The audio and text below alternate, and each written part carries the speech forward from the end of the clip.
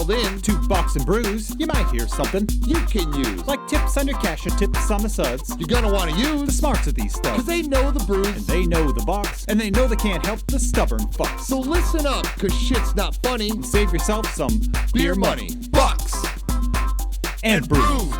Bucks and Bucks and Brews.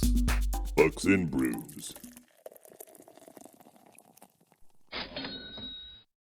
Welcome back to Bucks and Brews. For those of you joining us on Twitch, it was like 8 minutes ago. Yeah. For those of you joining us elsewhere, it's like a week ago. Just saying. Today's episode is brought to you my Christmas present. Yes. Mob craft beer out of Milwaukee. I have 24 random beers in a box. I walked over and grabbed a couple. Finishing up Belgian Quad.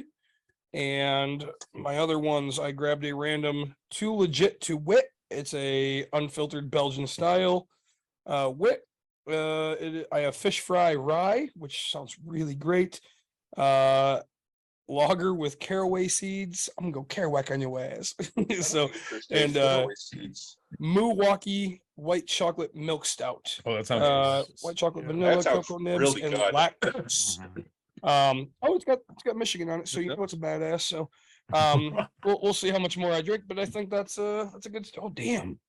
During our Christmas party here that I had a really shitty time at. Yeah, I had lobsters and tacos, which it said on it contains no lobsters or tacos, which is good because I'm allergic to shellfish. But right. it was actually a really good beer. Tacos may have made a nice addition to like chocolate stout or something like that. It might have. So, Mike, what do you or so David? What are you drinking? Let's go with me because we know I'm actually drinking. So I have an Untitled Art ice cream waffle pastry stout, which I'm drinking right now, and it's delicious. Then I have a sponsor. Yeah. Mr. Michael Benson there. From Nice. Duclaw Brewing, the Patriarchy. That was Irish pretty cream good. dessert stout.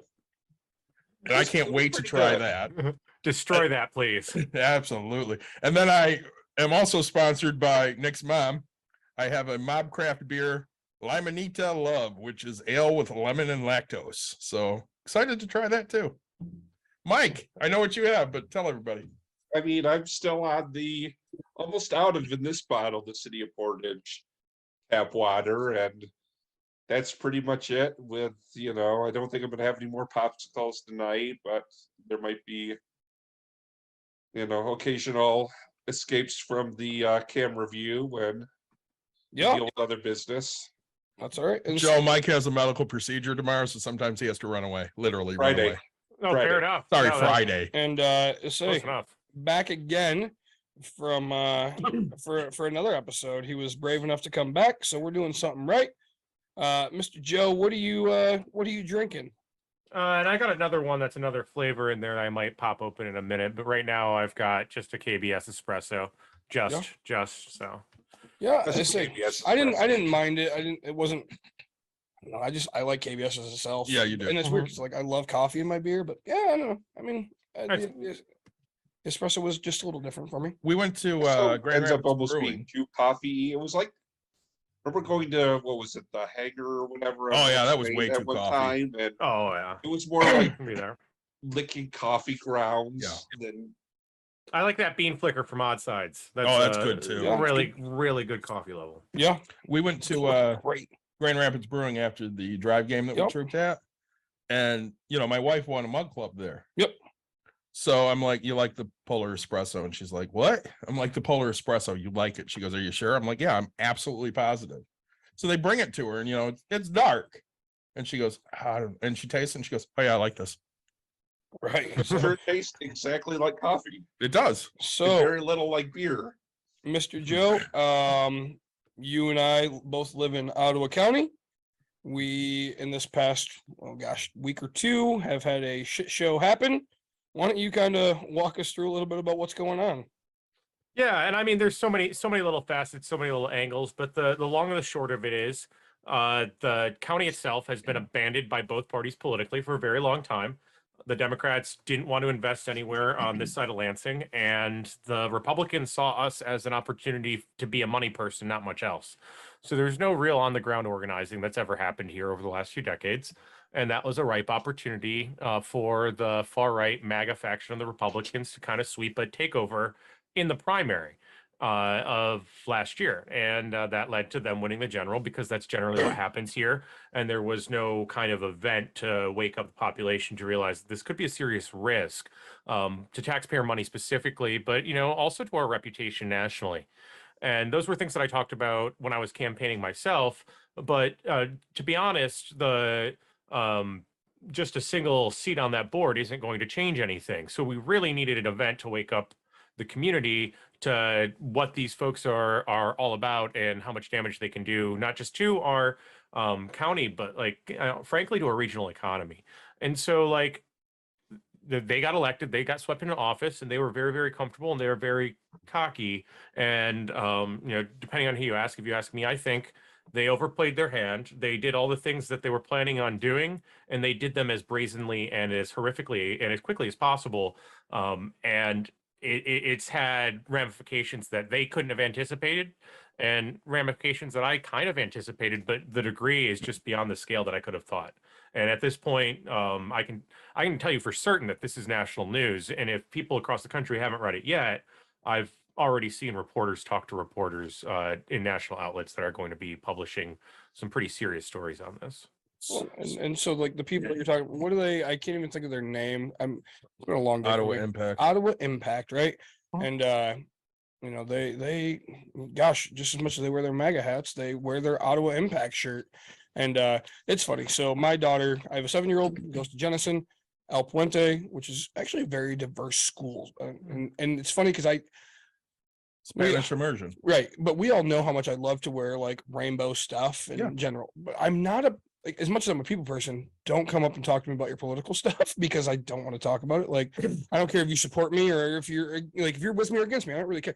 Like, you can come feel comfortable, but like, again, just come say, hi, my name is this, or, hey, that's a fun hat. Don't be like, oh, hey, what about those people? I'm like, dude, nope, we're going to take it down here. First of all, I'm Nick. Very nice to meet you. Now we'll talk, right? But like, but is it very nice to meet you? No, usually it's not. Okay. Right? I'm having fun. I think it's great. Right. But so you know, so on both sides. But like, I will tell you, right? Like, when there's an old lady that comes and picks up her grandkid, I assume, and is wearing an Ottawa Impact shirt and stuff like that. So I will go stand, literally just be like all rainbowed out. Like I remember the next day, like I'll wear like my you're a dick just like me, dude. Like I wear the rainbow hat. Yep. I put my rainbow backpack on, which I don't even need a back. It's bowling shoes. That's all that's in there. I put my bracelet on, and I just stand there, and I'm like, sup. and you know that she is so fucking uncomfortable, Right? Because, but the worst thing is all I'm gonna do is just be like, hey, I'm Nick. I have nothing to say. Like, I don't need anything else, right? But if you're gonna put your stuff out there, I'm gonna let you know where I stand on this. So Right. I have this question for Joe.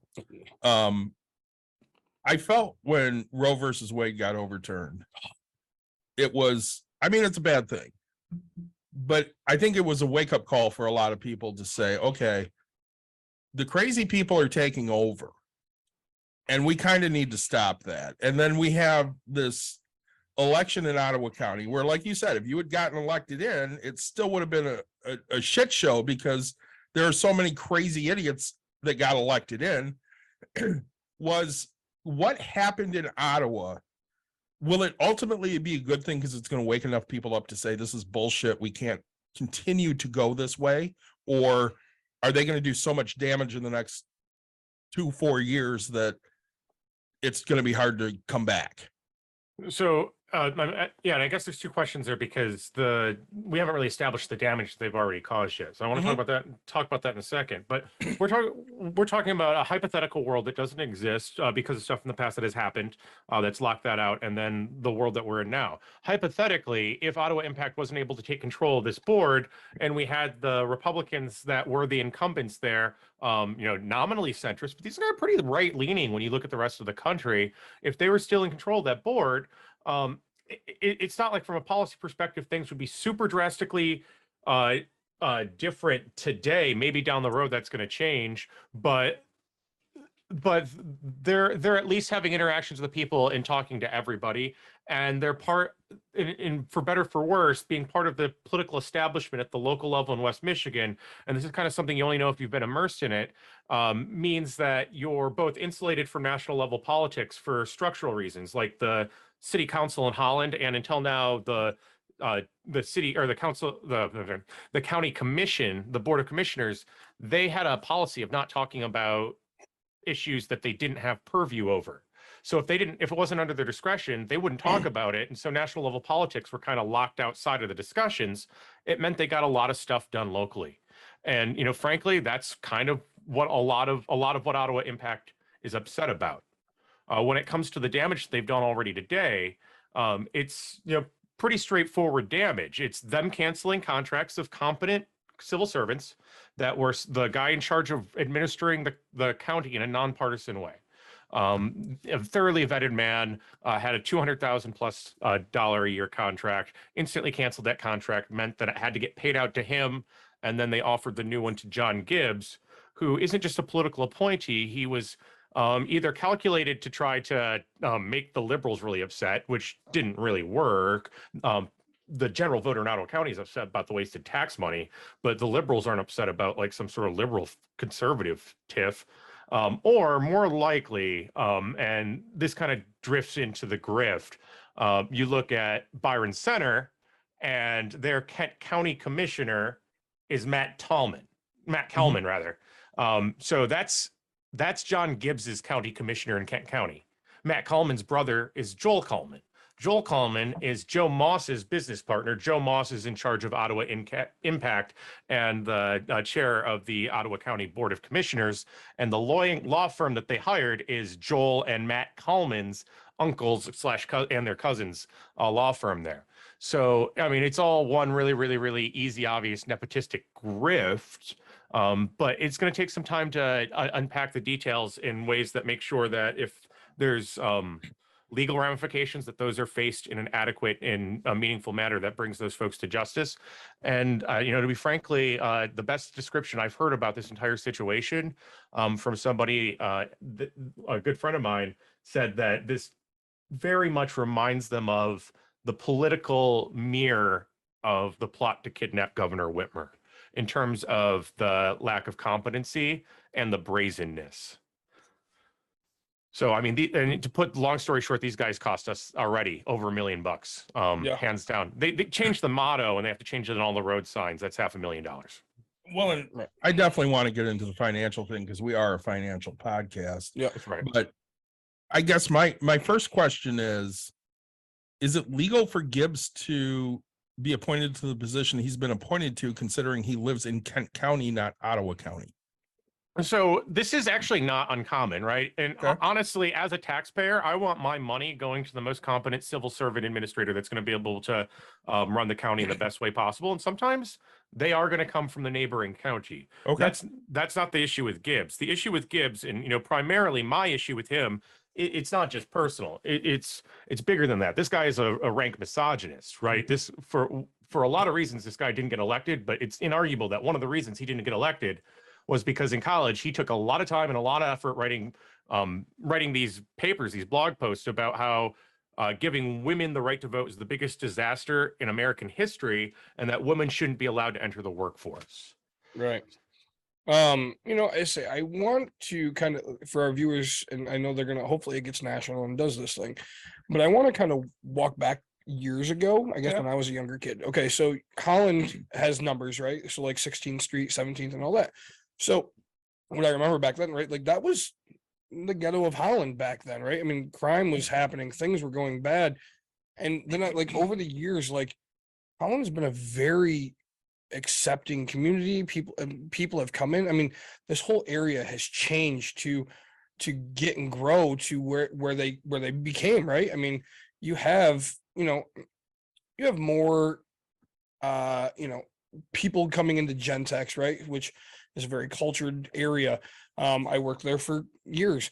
And so just it really this area changed over time. And now all of a sudden we have this guy that comes in who stands against everything that Holland has worked years to become. And my fear is that it's just going to go back to, people that are completely the opposite, right? Like, Well, I mean, we're going back to the 50s yeah, in a lot of ways. That's not a bad misnomer. I do want to jump in and address this because there's some nuanced strategy that happened on the side of Ottawa Impact over the summer during the primary specifically, but also into the general. And this is also a weak spot that they have now. And I'm glad I'm glad I think it was Nick that brought up Prop 3 and the abortion discussion, because what Joe Moss and his acolytes did was they went to all the church groups across the region and they had conversations with them saying, oh my God, isn't it awful what the county commission is doing on the issue of abortion? We're never going to do anything like that. Now, they did this in Catholic churches. They did this in Christian Reformed churches. But what they didn't say is, oh, by the way, our primary vessel for organizing is Lighthouse Baptist Church, where the pastor thinks that Catholics are absolute demons. So there's two sides of that coin. The easy side is that abortion is not going to be on the ballot if there's a special election because there's a recall of any of these folks. And I can tell you that my district is the one that is most likely to draw a recall just because of the numbers. But Joe might be facing one from a Republican, who knows? And in a general election as well,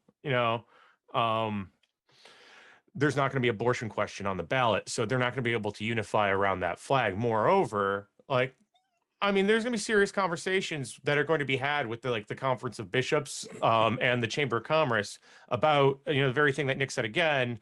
This is something that we spend a lot of time as a community working on, being able to, and this is a balance, and people don't understand this, but we've maintained our reputation for fiscal conservatism and overall cultural conservatism, but we've been fighting internally like mad to make sure that doesn't come across as being racist like the rest of the whack job Republicans. And I mentioned this the last time I was here, but Ottawa County jumped 12 points from away from Donald Trump between 2016 and 2020 because we don't want that brand of conservatism representing us as a whole. And that's unified left, right, and center, except for the far right whack jobs that have kind of coalesced power at the county commission level. But I don't think that that's a tenable coalition on their end. And I think the Catholics, and I know as someone who was raised Catholic, would be very upset to know that they were sold a bill of goods by people who think theologically they are going to burn in hell. Right. And I think there's three of us that were raised Catholic on this podcast. So I think you're right. Yeah. Because even though my father was a Jew, my mother was a Catholic. Right. And and to me it's crazy. I'm so sorry. I'm drawing blank. I just texted my wife, she didn't answer. Mm-hmm. One of the first things that they did when all of this happened, so it happened in a day, right? So They fire a guy, they hire a guy, and then they come in and they get rid of, and I don't know the words, forgive me, you guys will know, but they got rid of, I'll call it the LGBTQ, but Ottawa inclusive. The Ottawa inclusive part. So to make it so that way there's an inclusive aspect. And one thing I absolutely love I'm kind of following some companies. And it's not that I'm not the kind of person that will support just because you're this person. I just won't support because you're this person, right? Like I don't go, but Gentex came out and was like, hey, no, we want diversity. We want people to want to feel comfortable here. We don't care who you are. I mean, granted, they just want employees, but Gentex is a horrible fucking company. But right, but I will say, and the small companies as well.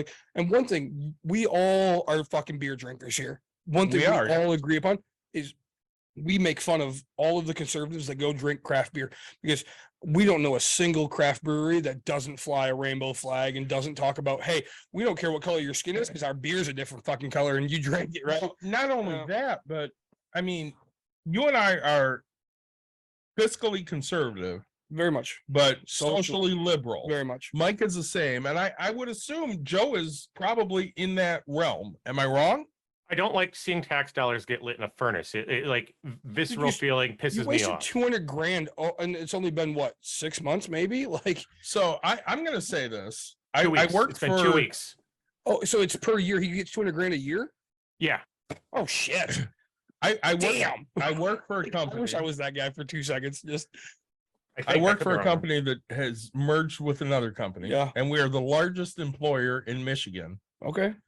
And we have to change all of the fucking signage from the two companies to this one New name. that most people don't like. No, nobody Okay. likes it. But Oh, Oh, it's terrible. It's really bad. It's awful. Everybody knows this. So It's a horrible name.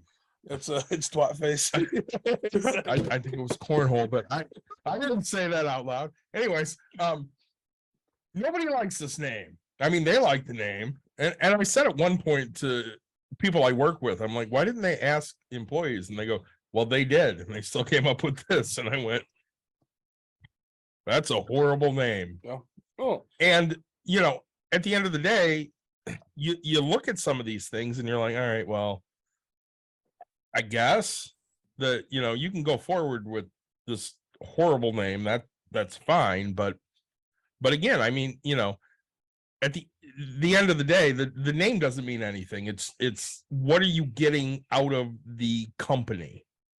And we still offer, you know, good services, I will say.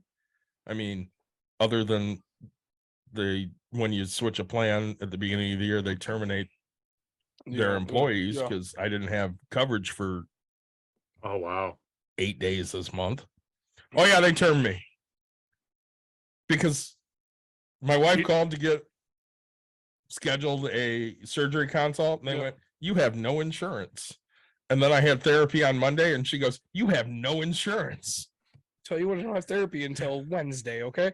And I will say right now they knew about it last week and they didn't tell anybody. Oh, So you just wrap yourself in bubble wrap, or what do you do for 8 days? Well, I mean, they'll retro it back, but you know, mm-hmm. it doesn't help anybody that is counting on that insurance to feel like they actually have it. Yeah, and you got the wrong coder, you got the wrong doctor at the office, and then suddenly that's denied procedure. You know, then you're cascading types of health stuff. That's awful. But well, you know, and like my wife needs surgery because she's got a lipoma that needs to come out. I have a spot in my lung that needs to have a CT. I can't get a consult for a CT because I have no fucking insurance. just pay for it. Pay for it my ass. It's their job. They'll pay you back. They pulled my premium out. They need to take care of that shit. They pulled your premium. Jesus. They pulled my premium out while they canceled my Wow. insurance. That's ballsy. That's so ballsy. Like, right. It's a I'll get off on my soapbox here, but I'm a little bit on my soapbox. so I just wrote down because that's a huge question for me. All right, Joe, what can we do? A, as people, B, the government. Okay, so and I mean, the government, I guess there's different levels. Like with the people, I think that the things, the balls are moving. We got to like keep being aware of them and realize that the gears are starting to turn. Folks are getting turned on to knowing that they need to understand what's going on at their county level government at a minimum, and then also at the school board level. So people are understanding how important these local level government things are. And one of the things that's fortunate about Ottawa County, and it's not because I've lived here, but it helps. Is that we have a high degree of competency at the supporter and the volunteer level when it comes to doing things like knocking on doors, making phone calls, and gathering petition signatures. I can tell you, as probably the best petition circulation strategist in the state, that like a recall petition for a local elected official is extraordinarily difficult lift. You know, if I wanted to try a recall in my district or any of the districts over here, the state law says you need to get 25% signatures equal to 25% of the vote to the governor's race in your district. So here, that would be roughly 3,500 signatures to make sure that your validity rate holds and you get enough. I mean, what does that mean? I mean, that's a pretty difficult lift. I don't think folks have gone out and a lot of folks have gone out and gotten 3,500 signatures. I know one person that did that in 9 weeks. You have 6 weeks to get your total signatures. And the thing about that is they have to come from voters in the district, and kind of as like, I guess, a yardstick on that. When I ran, I got very close to, it was a very close race. There were just under 10,000 votes in our race, and I got just over 4,000 of them. So we're looking at getting more than 3/4 of the amount of people that voted for me in an election to sign on the dotted line saying we want to recall this politician. Gotcha. So it popped up on my Reddit because David made me get Reddit. I did make you get it. Ottawa County Good job, dude. hires law firm sought to void 2020 election. Bridge, Michigan. I didn't get to read anything into it, but I guess sorry, I thought it was going to be the election that just happened. So that's No, they hired an attorney's office that thought the 2020 election was stolen. yeah, and Which- that just means We have 4 people here. Nick, was the 2020 election stolen? no. Mike, was the 2020 election stolen? No, I say no. Joe? No, it was based. Right. Yeah. So, because I follow Joe on Twitter, I saw you had replied to a man named Curtis Michael. Oh yeah, this guy. Yeah, this guy who was going after you. And I mean, I've gotten a lot of questions for Joe, but I want to start with this fucking guy. Please. And you want to talk for a second about this idiot? I mean, it's just some random idiot. I mean, like like I guess this speaks to a larger problem of supporter level messaging control, Okay. especially with the far right. What this guy's trying to do is like, you know, modern day web sleuthing opposition research. And the funny thing is, his goal, if you couldn't get him to say it, but his overall goal is to try to cancel me. Now, my clients think like this is hilarious because my clients, a lot of them do opposition research for real.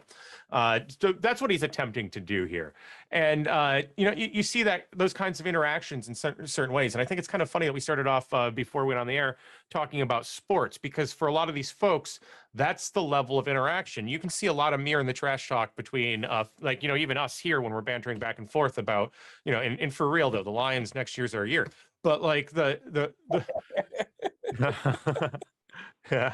Yeah. So, but like it doesn't. But we don't have to. We don't have to engage, and we can like seriously nuke each other back and forth on that without hurting our feelings. That's the level that most of these folks are engaging in this stuff at, because it doesn't impact them directly. That's why a message about like why Ottawa Impact is burning hundreds of thousands of tax dollars in a furnace actually has a real impact that they're not able to anticipate, because they're viewing this as a sports contest where people are scoring points based on slamming each other, and we're talking about real money. And the second it becomes real for everybody at that level, it starts changing. So when we talk about this Curtis guy, I don't know, he's trying to hurt my feelings. He's trying to get me fired. He's trying to get people to come knock on my door. You know, I mean, you know, it's right there. Come at me, bro. I'll be right there, bro. Yeah. Yeah. But like, you know, his general thing is he wants some sort of harm to come to me. And the thing, yeah. That's the sad. important thing, Like, it's important thing that is I show them that I'm not afraid, and that's it. yep. And okay, so like on 2 notes of that, like it sounds really stupid because you know I'm a hothead and you know that I really Same. like, but the difference is like, okay, so my wife thought it was great that I no longer have a job. Okay. She also realized that that was the stupidest thing I could ever do, because I mean, if I go to jail for punching somebody in the mouth for opening their mouth, like Right.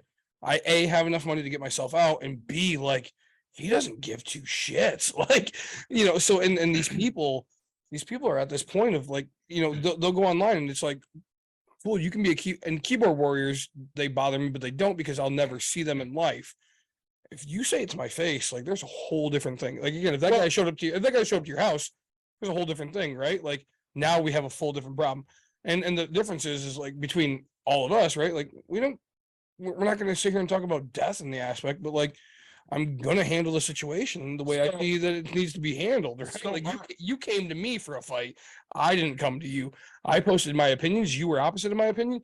You fought the fight, right? Like, So our all-time favorite guest, yes, do you know who it is? all-time favorite. Mike. Mike? Who is our all-time favorite I guest? was going to say Mike's my favorite guest. Huh? Steve Andy. Andy. Hendy is our all-time favorite guest. So him and I are talking one day, and I'm like, you know, unfortunately, politics have turned into football, Yeah. yeah. and it stopped being about what is best for everybody, and it turned into, I just want to kick your ass. Yeah.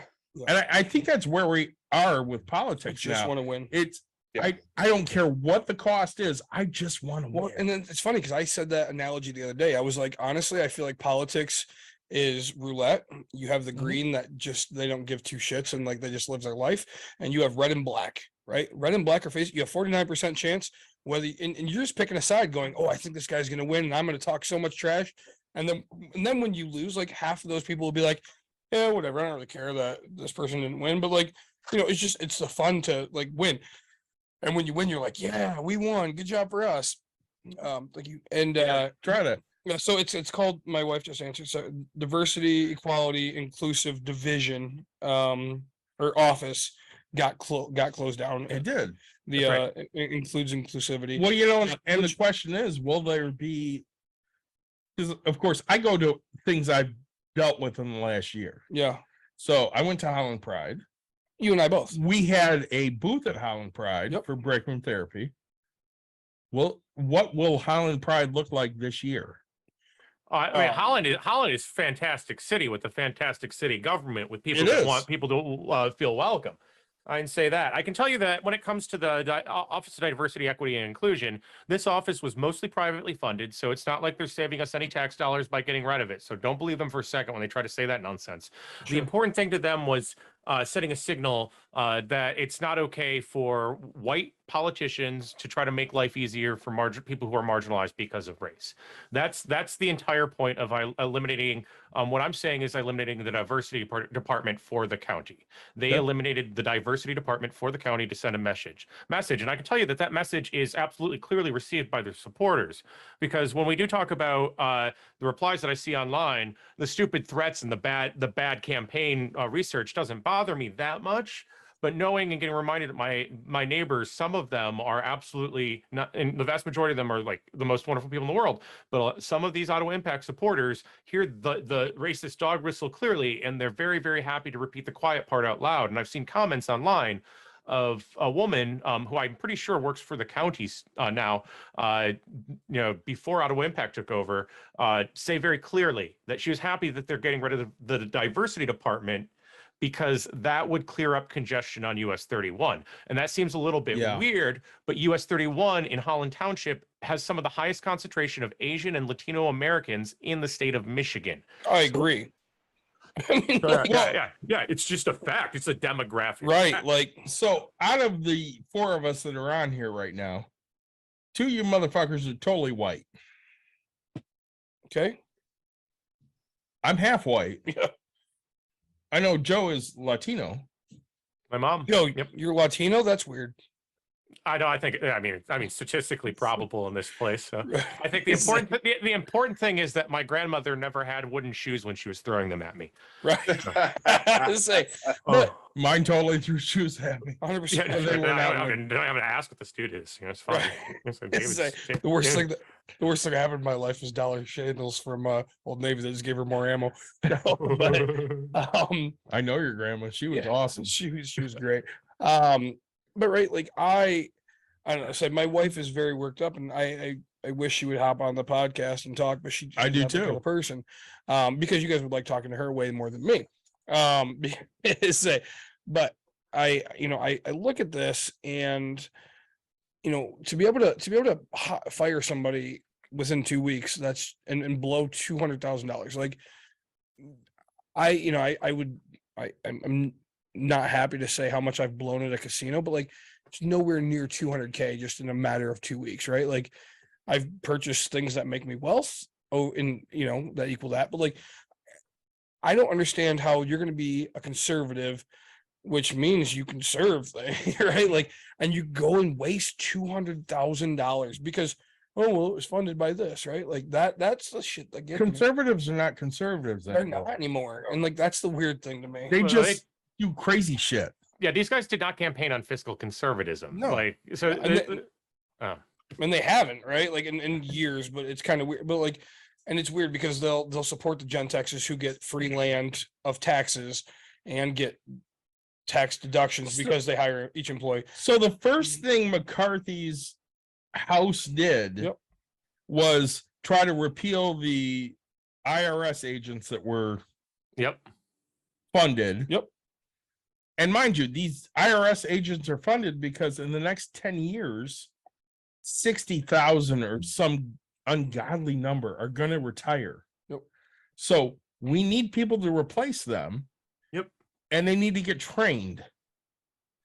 But according to McCarthy and his horde of idiots, we don't need that anymore.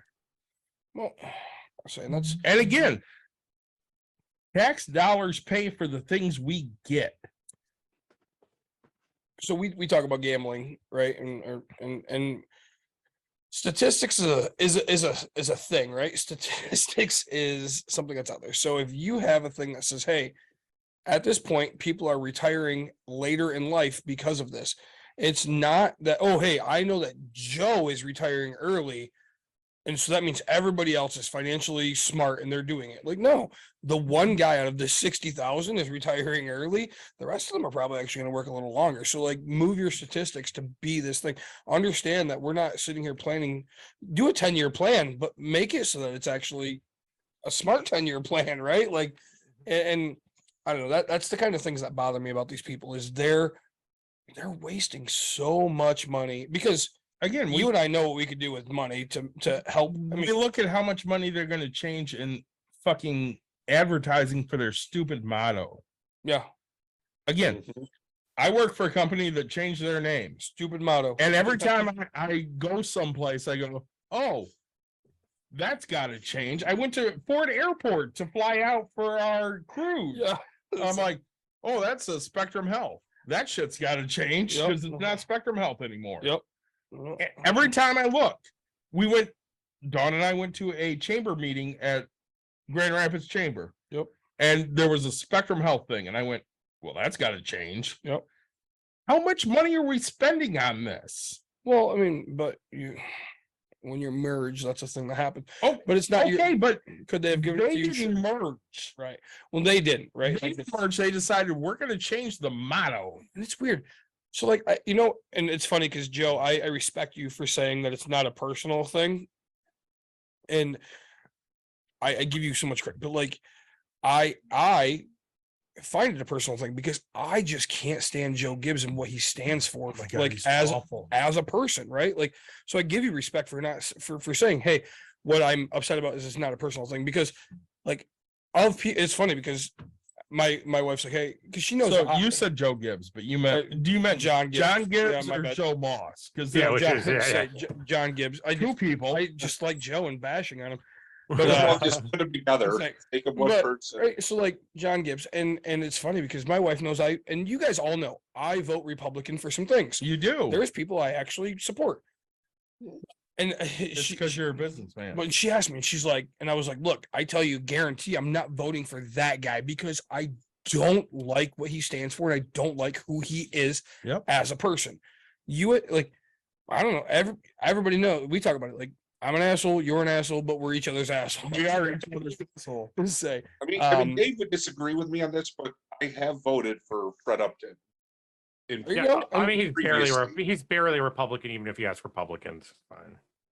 I mean, I don't vote for Upton because he's been in office since I was 7. yeah, but the Yeah. next thing you're gonna get, And say. and honestly, I've talked to Fred Upton. He's a nice man. yeah, He's very nice. say right, like Him and I get along, but at the end of the day, I'm not. Does he drink I'm- beer? I drink a beer with him. I would too. and that's it. Like, But if I drink a beer with you, where will not vote for a fucking Republican. I don't care what they are. I don't vote for anybody else. I know that's weird. And it's not weird. It's fine. So but, it's like, the easiest thing in the world not to trust Joe Moss because he always has a 9mm on his hip, and it's not because I'm afraid of guns. It's just I know that a man that carries a gun literally everywhere they go isn't going to go to a bar and have a good time. It's just not going to happen. well, and that's Sorry. like okay. So I want because of my Republican side that I want to support. Right, you go to a bar and you carry a 9mm. You know why you're not having a good time? Because you can't legally drink with a fucking weapon on your can't. hip. No, Like, okay, so you're not there to drink. You're Nope. there for something else, right? Like, correct. and that's the thing that gets me. Okay, and that's okay. So as a, What is you and I are the most socially liberal people we know. Yes, We own between we own many guns. between the two of us, we own way more fucking guns than people care to admit that we actually own. I got yelled at in 2020 because I bought a 22 rifle that holds like 30 fucking rounds. right. So like we actually do, like we're gun owners and but we are, And we enjoy our we're guns. very responsible people. We are. Thunderstorm just happened, folks. But right, what I will say is, this guy, he's the kind of guy that makes you feel uncomfortable. You don't want to drink around this guy. You don't want to just have a good time, because why? You're constantly watching to see if his hand goes on his hip, because you feel like you have to jump on him to stop him from being the guy, right? And none of us want to see that ever happen, right? I mean, and You and I have gone shooting together. 100%. Did you ever think I was going to go crazy and shoot like 50 people? Never, I mean, never once, right? No. And but I will tell you, if it happened, you and I both know of the people that would be willing to take you down. Yeah. I would. Oh, totally. I would cry 100%. The fact Yeah. that you did something to somebody else, I right? would shoot the shit out of you. Exactly, right? But like that's the thing that would happen. But because we care about that aspect, right? Because and it's funny because no matter if you've gone shooting with me, I have. and you've gone shooting me multiple times, Yep. and every time I start out when we go shooting, I walk through everybody. Hey, our hands are off the trigger unless we're ready to fire, and I walk through every weapon that we have that we brought do. out. I teach you how to load, because I don't care if you've gone with me 10 times. We start out every time, and they just go, "Hey, boys, this is what we're doing before we go down range." This, and everybody's on the same. Every gun is different. Exactly, and everybody's on the same page of what we're doing, how we're doing it, when we're doing it, and so that way we don't have to worry about this aspect of things, right? Like because I'm if you ask my wife, she'll tell you, like, and my wife's probably the one that makes me keep I have trigger locks, everything's in a bag, and everything's in a safe. So technically I have 3 things. You have a 7-year-old. She does know. Okay, my mom's the Okay. only reason she knows I have guns in the house. Right. But again, Yeah. you have a 7-year-old. So you have to lock that shit up. Yeah, it makes sense. Yeah. I have nobody. Right. But even when she's 20, I'll still have trigger locks on them. If she's there or if she's not. All the guys. My trigger locks are not on. Before she was born, I had trigger locks on. I had them all in cases or in zip bags. Everything for me is And- in a case. and in a Everything safe. for me is loaded. Yeah, and everything. No, see, nothing's loaded. My No, ammo's in my completely shit's different area. loaded. My ammo's in a completely different space. But mine is because my wife is that much more. Yes. Hey, you need to be that much safe, and I promised her. My rule to be able to buy a shit ton of guns was I have to oblige by her rules. Correct. So, and so I'm okay with that. But and Joe, I like what you say. I mean, this dude does carry it around Yeah. and you know what pisses me off is the only reason I want to get a CPL is so I can be the guy wearing the rainbow stuff going to the schools, because you can't have a gun on your hip unless you have a CPL. But if you have a gun at school on You your hip, can't have it at school either way. no, you can. No, you cannot. If you have a CPL, you can. I have a CPL. You cannot have it at Yeah, school. Yes, you can. No, you cannot. There's like it's a weird loophole is that they Yep. can't they can't regulate it. Like they can't enforce. It's the dumbest thing. Like the school doesn't have the authority to enforce like checking.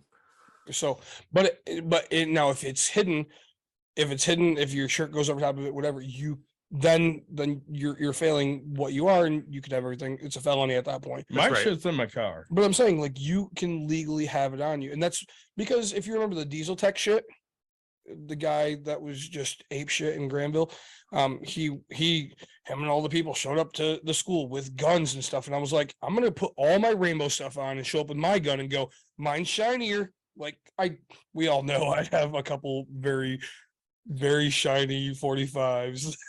Yeah, I That mean, are- yeah. Like, Not to But- get off subject yeah, here. sorry. Have you ever stood behind an 80-year-old woman Fact, I have that. like shot. Johnny Bench, ready to catch her when Yeah. she shot your 45? Yes. Oh wow. right.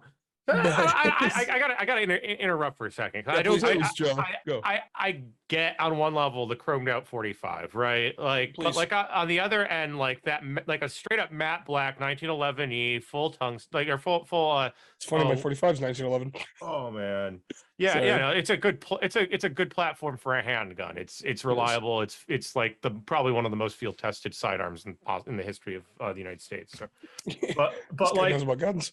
And it's just like obviously it's got a 45 ACP chamber. It's got stopping power. So you guys like if you're trying to stop each other because one of you is going ape shit, I hope you have the 45. I don't know how many. I don't know how many rounds it's going to take with the 22s, but I mean at least you have 30. That's a little weird, man. But no, like Hang on a minute. the reason that mine are shiny and 45 and all that. Yeah, that's the question. That is the question. Sure, two reasons. One, it's what the hell I want, and number two, it was on sale like crazy. MC Sports was going on a sale, MC Sports was going out of business, so I ended up buying two of them. So hang because on a they were minute. so cheap. Joe's liberal, Very. but he's talking about guns. Yeah. And I thought that was illegal. Yes. Yeah. No, I It mean, is like illegal. I'm from a family of hunters. You know, my grandpa died. My grandpa's oldest went to his house to make sure he got the shotgun, so nobody else in the family got it. Yep. Yeah. I want to talk about grandpas for a minute Yeah. because my grandfather was Antifa.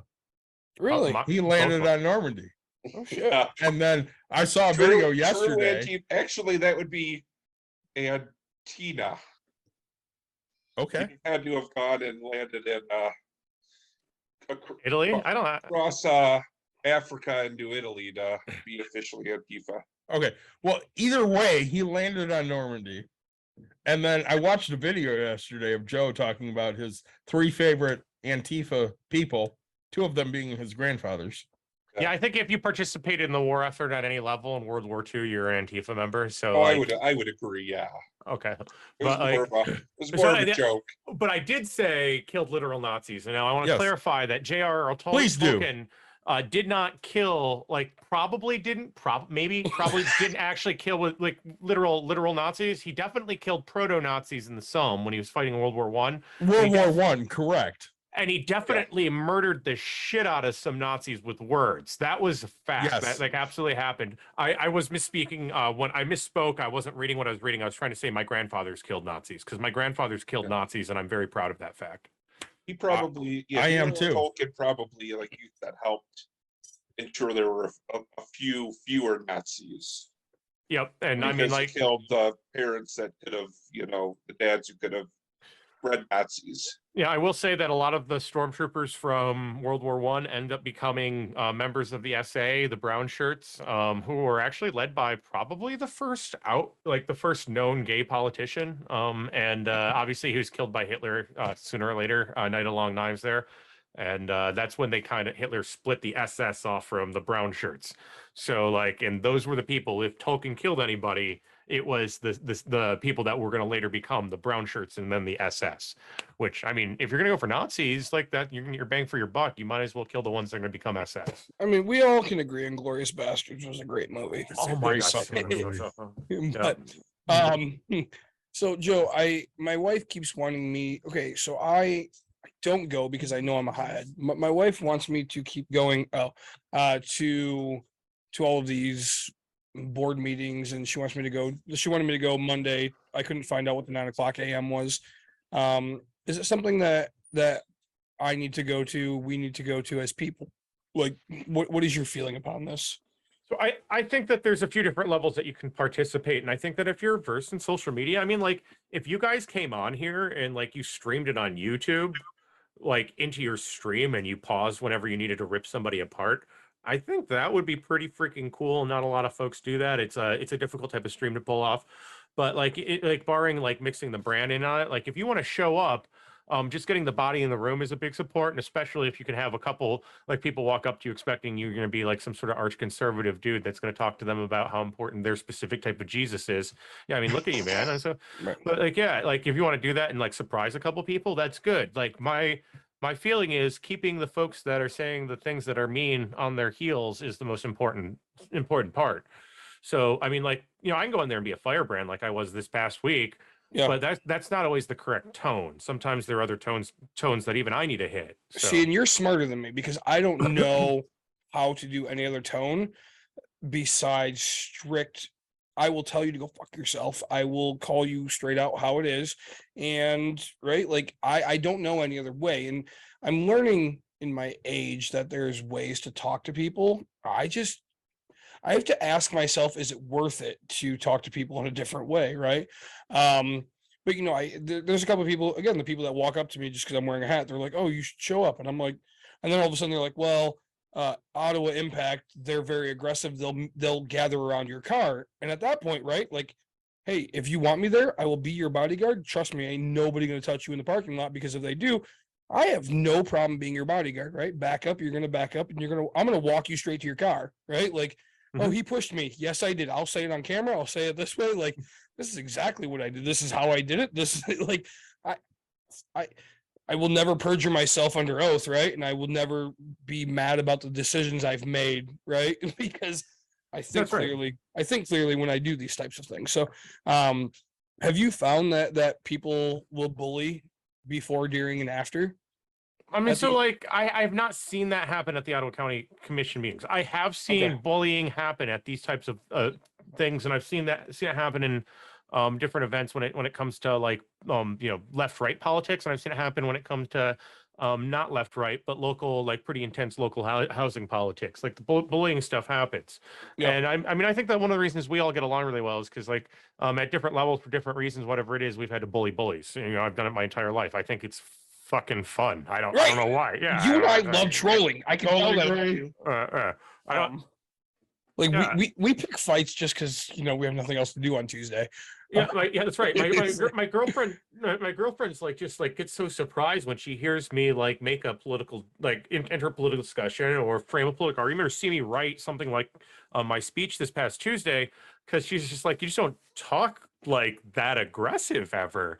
And I'm like, well, I mean, like I was definitely a bigger kid. I was definitely bullied, but more importantly, I had like 14 uncles, right? So like, it's just stupid. Like I don't know who they think they're coming in at that level. So if they are trying to do the bullying thing, like there are places where that can work, and maybe Ottawa County was one of them for the primary for the Republicans, and that was definitely their tactic against the incumbent Republicans, was to try to bully that. And I want to, I've taken a lot of floor. I promise. I just want to tell one little anecdote about this. One of the Ottawa Impact people called me last week to apologize about the process after the meeting on Tuesday, and we don't gotta go out naming names. No, right? It's fine. Keep them secret. That's fine. Yeah, and like we're gonna trust and verify and see how things are going. But like, I'm like I run this guy through the coals with absolutely everything. Hey, we were at the speaking engagement, and you spoke there, and I spoke there. We didn't talk, but you talked to my girlfriend. What's up with that? And he got on his. I was like, no, I would have done the same thing. But it's just like I'm like talking about a few other things. One of the things is like, well, Joe has me blocked on Twitter, which is like whatever. I'm having fun with it. But like, you kind of have me blocked on Facebook right now. And he's like, oh, I'm so sorry. I don't know, blah, blah, blah, blah. I'm like, well, dude, like, it's not that I care, but like, it's a bad look. But when and his explanation was that like, Joe, like you say things that are really forceful and sometimes it makes people not want to respond. And I'm like, well, I'm a jerk. And in my head, I'm like, that's the point. But I'm like, I'm a jerk. But like, more importantly, man, that's like, it's really, really hard for me to hear that coming from you, because your entire organization got elected in the primary by deploying that as a specific targeted strategy against the incumbents. You guys were vicious. And I'm happy to say this, that the communications to the previous council are probably still available through the Freedom of Information Act, and those might come out, and some of them might come from Ottawa Impact people, and they might look really, really bad. Yeah. So, but like the reality is, they had a supporter level messaging problem, or it was a strategy where they sent their people to try to bully the existing, commission members who, Republican, Democrat, these guys were like, essentially just pretty nice old dudes. Yeah. And that's right. Like it's bad when you see that there's decent people still and they're just on the wrong team. Right. Yep. And then they lose. Well, they lost because of it. So let's see. So some of the trolls, let's go there for a second. Us. No, not us. Like way worse than us. Oh. So some of the things I've seen recently on Twitter is Joe's from Oakland County. No shit, you gangster, you. Hell I lived in Oakland, California for 2.5 years. Oh, Oakland, California. Or that. I lived there. I was working on the housing crisis. There's a crisis? Yeah, apparently there's it's really, I mean, I can tell you that it's a surreal feeling paying $17.25 for a 300 square foot apartment while going out to work trying to solve the housing crisis. That's the problem. it feels like it feels like you're like, you know, running with the Red Queen behind you, trying to chop your head. You know, you're just going staying as fast as you can, just not get your head chopped off. But You say what's the problem, yeah. but you don't fucking charge. So that. here, Don't here- even here's start. my question, Joe. Could you have lived 30 miles away and it took you an hour to get to work, but live for half the price? No, like it's just not like that in California, in the Bay Area. Oh, the Bay Area, God, Yeah, no. Like no. the Bay Area is crazy. Yeah. But So I'll tell is you what, once you get down into the San Diego area, it's pretty much just as bad. yeah, No, it's pretty much all of California, and I mean, like, you know, you got to understand that like the types of fights that we were actually getting in. I was going to places like Cupertino, where Apple is headquartered, and we're looking at average home of like $2.4 million, and they're like, you're going to the city council meetings, and they're telling you that they can't build apartments next to the Apple headquarters because it'll lead to a prostitution problem. And you're just like, you obviously know something is very fundamentally wrong with the local political scene at that level. But yeah, no, it's not. It's different than here. And even here, like if you move 30 miles out, maybe you can save it on rent, but then you're one car breakdown away from a financial nightmare. no, and I get that. I mean, Well, and so I don't know if we talk, like I'm a landlord, right? I've been for 14 Well, years. are you a property manager? In theory, yes, I manage my own properties. I own my own stuff. So as a property management's a legitimate job that people don't understand. So Yeah, I mean, no, like I used to actually, I just got fired. you did. 2 months ago, whatever. So I used to manage about 450 units. holy shit. So, and then now I Holy just manage my own stuff. It makes you pull your hair out. It makes you, I mean, right? Like I'm pretty sure I lost 10 years of my life. We did have a lot of fun conversations, though. Some great ones. And it's funny because you know, and it's all right. So I know we just sidetracked. Way to go, Joe. You just We're sidetracked. me. gonna do that again, though. But like, so I look at my Facebook memories, and my daughter had her first skating party a year ago or whatever for her school, Okay. and I posted. I was on a job site for that company, Yeah. and I said, "Man, this is the tough part of being a landlord or being a manager is you have to go do the things, and you're gonna miss out on your family." And like now looking back at it, I don't know why the fuck I did it.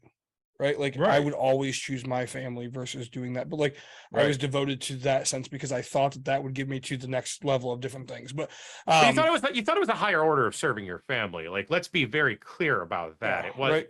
yeah. You thought you're doing a next level. My dad growing up, exact same thing. And like, I saw this man beat the shit out of himself over, you know, while we were on vacation, over leaving the restaurant for a week. You know, Say, yeah, actually, that's the thing that pissed me off. Okay, so I worked on all of my vacations throughout this entire company. We went on the cruise. Yep.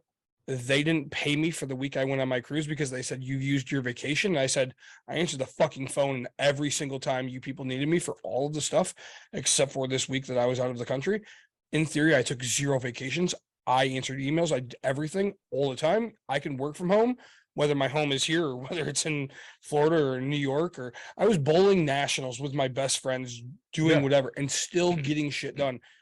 And like, so my response back was, it is what it is. That's fine. If that's how you're going to be, I'm okay with it.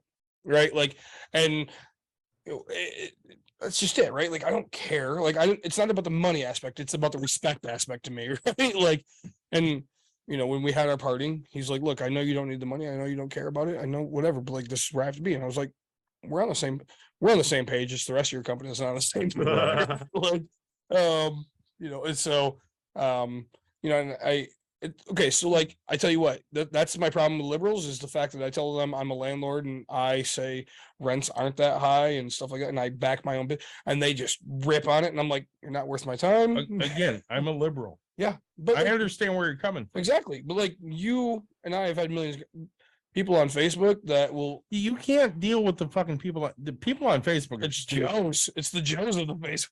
No, I can tell you that like I understand housing, so I can approach it differently.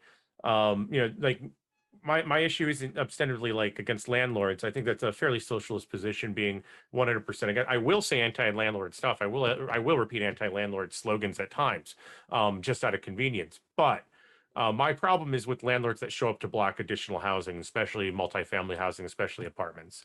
But okay, so God, This could be a great conversation. Okay, so what if go. you know that the person that's building the housing owns around you and is literally known as the slumlord of the area? Why would you support them in getting additional housing? Okay, so the very first thing that I need to hear out of a landlord that's coming at me with this position is exactly where they think it's appropriate for housing to get built at that level and by whom. Like, show me a map. Like, show me a map where you think it's okay, and then we can talk about it. Because, like, I want to have everything out on the table. You know. So okay, so like here's the true facts. Okay, so you're how long are you familiar with Wyoming? Yeah, I know Wyoming. Like, I've made video. Yeah, so I know Studio Wyoming. 28. I know where that used to be. Okay, so that's now housing. Yep. Okay, so one of the biggest financial backers actually owns all the other 8 units around one of my 8 units. He literally is known to be a slumlord in a sense of things. He and the property manager, the owner, whatever. So why would, and the city hates him, but they've approved because they need more housing, right? So you've allowed a guy who is just hated, and he's going to be just a horrible landlord. He's going to be a horrible person. He's not offering these things. I get that I didn't bring the money to the table, but like, why would you allow this person to build versus waiting for a better opportunity? I think that Jack Pohl might have been the first politician that I've ever gone at in my life, back in college, way back in the day, in the city of Wyoming. And I've definitely had some conversations about with some folks about the Wyoming Planning Commission specifically and their views of Kentwood, which weren't like publicly were very, very awkward for me to hear. I will say that, like, so you have an individual guy that's a slumlord, yeah, that's fine. But like, in order to lend credibility to that statement when we're in a multifamily housing shortage, like, the only thing I need to know is, like, who are you okay with having build, and where and what? Who am I okay with having build? Well, honestly, me, but no. Yeah, because like, if we, for instance, if we went to every major city, like every municipality that's labeled a city in the state, and we said 100% of your land area has to be by right for duplexes, triplexes, quadruplexes, and apartments up to 35 feet. With certain areas, you need to have apartments with either no height restriction or a height restriction much higher than 35, 80 feet, whatever. Like, and you say that's across the board, I can tell you that the first people in line to yell about it are going to be landlords of multiple single family homes.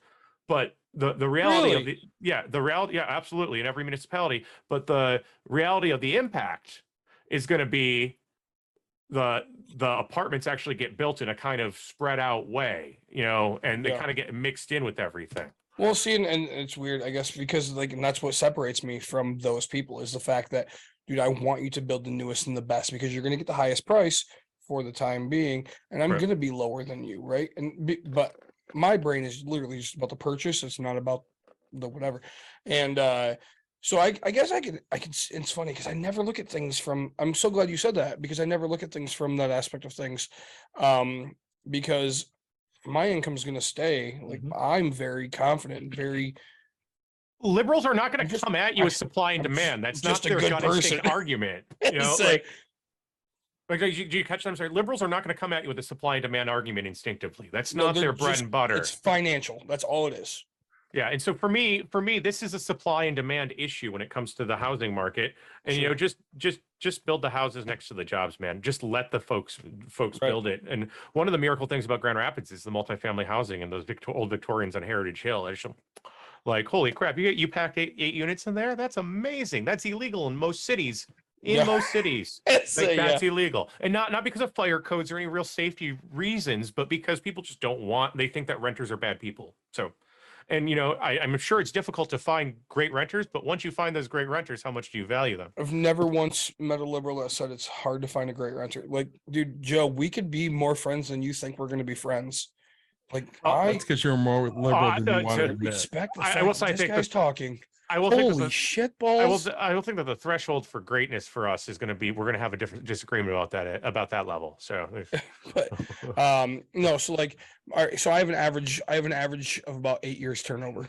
I'll tell you that, right? So finding a great tenant, it's great to have it, and I do a good job at it, right? Yeah, I couldn't tell you off the top of my head somebody that's lived in a same home in a rental for 8 years, like anywhere in the country. I couldn't tell you. Right. But again, my prices are low. I offer I offer a quality that's enough for what it needs. And I fix things when they need to be fixed. So, no, That's the real one. It doesn't happen anywhere in the GR areas. You can't reliably count on that. I think it's a pretty Midwestern city thing. It's tough to get those homes where they're going to show up and actually fix the thing at the home. right. So no, and all right. So back to, all right. I don't remember if you answered what can the state or the government do? I didn't. Can you yeah. give me? Can I have like 10 seconds to grab another beer? I'm sorry. It's on You the table. absolutely can, Bro, no, we never allow beer on this thing. I'm gonna go grab a beer. Hey, there's one right there. I was gonna have. Right. So I say, I'm gonna go with the fact that like we are. It's funny because we're all different levels of liberal and things like that, and it's fun when you can. So this is the conversations I absolutely love to have. Right. I want to have a conversation where it's educated. It is. So you're like more the conservative side of liberal. I'm more the bleeding heart Right. liberal. But we can have a conversation. We're not arguing. We're discussing, and we both come to a, hey, yeah, you're right. Hey, I'm right. By the way, I actually enjoy that. Yes. Yeah. Oh, Maple Mackinac. Yes. I'm gonna say this right now. I got this because it reminds me of my peoples. What's that? Bears fans? Yeah, those people. Isha. Are you guys still technically primates? I'm just wondering. Probably. Yeah. They're not. I don't know. I think they're technically primates, but they have a different genus. They're not in the homo side of things. They go more toward the cats. Well, I'm going to say this is a bourbon barrel aged imperial stout, but it reminds me of my Persian people because of the fucking name. This maple mac fudge it's clearly more delicious than the espresso, but I am getting way fatter off this one. That's a fact. Do you get skinny off beer? No. But like, there's like 2 pounds of fat in this thing. I'm positive. It's just gonna sort of Probably. right to my thighs. But it tastes delicious, right? Oh yeah, this is one of the best beers I've ever had, man. So at the end of the day, that's all that matters. By the way, at some point, Joe, I'm going to take you out for beer because I think we would have a great time.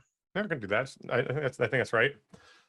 So- even if the Bears are playing the Lions, I don't think that's whatever. It's an okay thing because at the end of the day, we all hate the Packers. Yes. So I Even the have some 49ers fan questions. hates the Packers. I have some questions here from Ottawa Inclusive, Oh, let's hear these Ottawa inclusive. which is not to be confused with Ottawa Impact. Hey, I didn't come up with the name. I think it's a decent name. I just like the acronym. I would have been like, you prepared for that, guys. And I don't know. So their first question was, some supporters have suggested that the DEI department isn't needed because the board is more diversive than ever. What is your response? So, like, I mean, the board itself. Yeah, like so, like one, like the people that are making that argument are making a disingenuous argument about representation. These are folks that never cared about representation or fighting racism before. And it's as simple as knowing that the folks that really have fought against racism in Ottawa County have been doing it for decades together. And maybe we haven't been doing it like every minute, like maybe not every single one of us has been doing it every minute of every day, but we know each other's faces and we hang out with each other and we see this and we know when we're doing the work. The folks that are making this argument are clearly not doing the work. And when you say this to them, they won't argue against that. They know they weren't there. They know they haven't been doing the work. They know what they're doing is treating the whole thing as some sort of cynical game. So that's the real. But the other side of this is, and this isn't reflexively, this isn't a reflexive move. Just like using an argument about supply and demand isn't reflexive for liberals, unless you've been active in an active debate setting or you're very, very active in certain aspects of academia, you're not familiar with how to make an intersectional argument or how to examine the intersectionality of these types of claims. And so when they're like, oh, like they can't be anti-diversity, even though they eliminated the diversity department because they put a black guy in charge of the county. Well, the guy they put in charge of the county is still a guy and he hates women, right? Right. Black man, white man, this guy hates half of Ottawa County. That's an issue. Yeah, and that's straight up. And they all, whether or not it's out of self-loathing or other reasons, they hate people who like people of the same gender. And so that's the thing that happens, and but Joe, you mentioned quite a bit earlier, right? Like about the Asian population on 31. But like when we talk, when I talk about most diverse area, I really would say Holland, because like you have the Hispanics, you have the Asians, you have the African Americans, you have the whites, right? Like and they all live all over that area. Like I know a few people that happen to live on Lake Macatawa.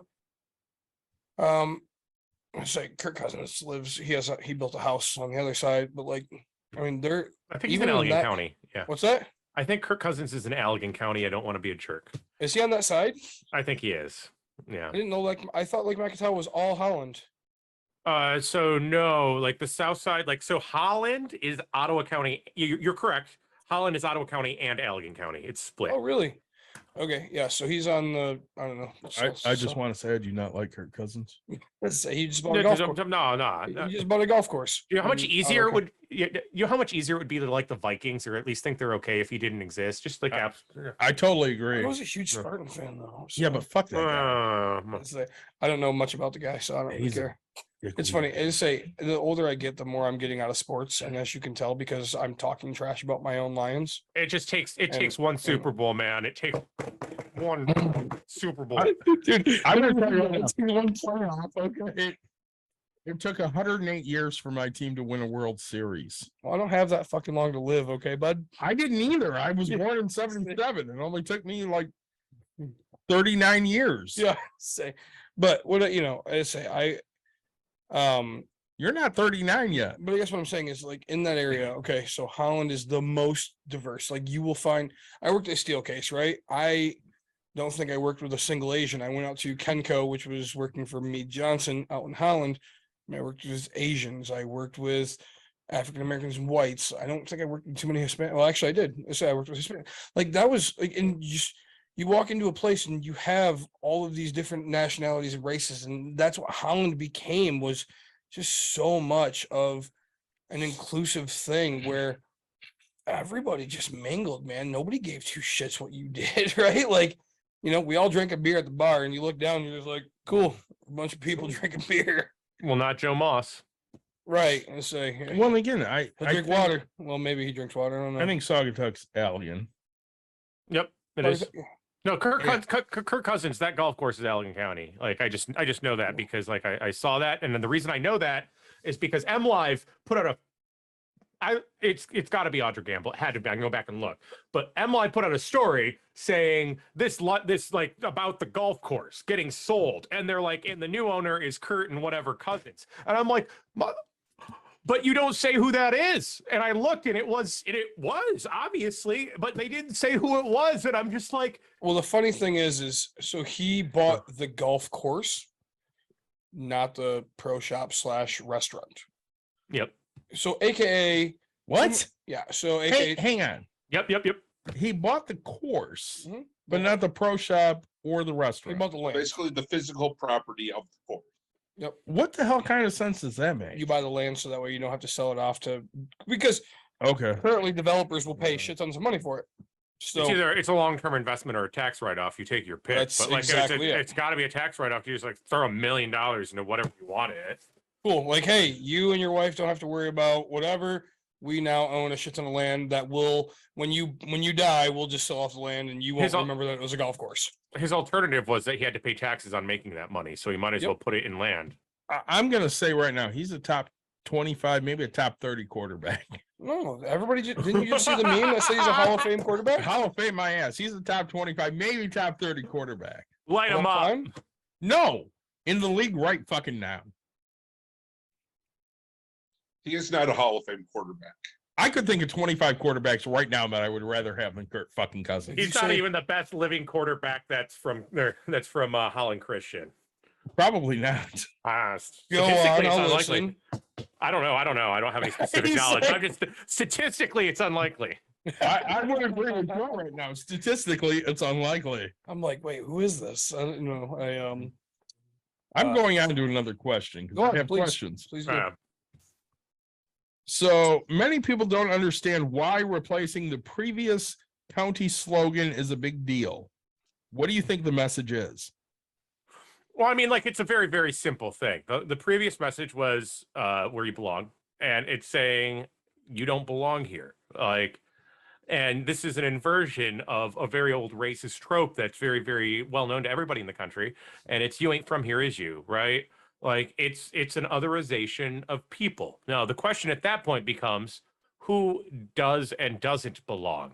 Because previously it was like there's no question. Now it's who does and doesn't belong.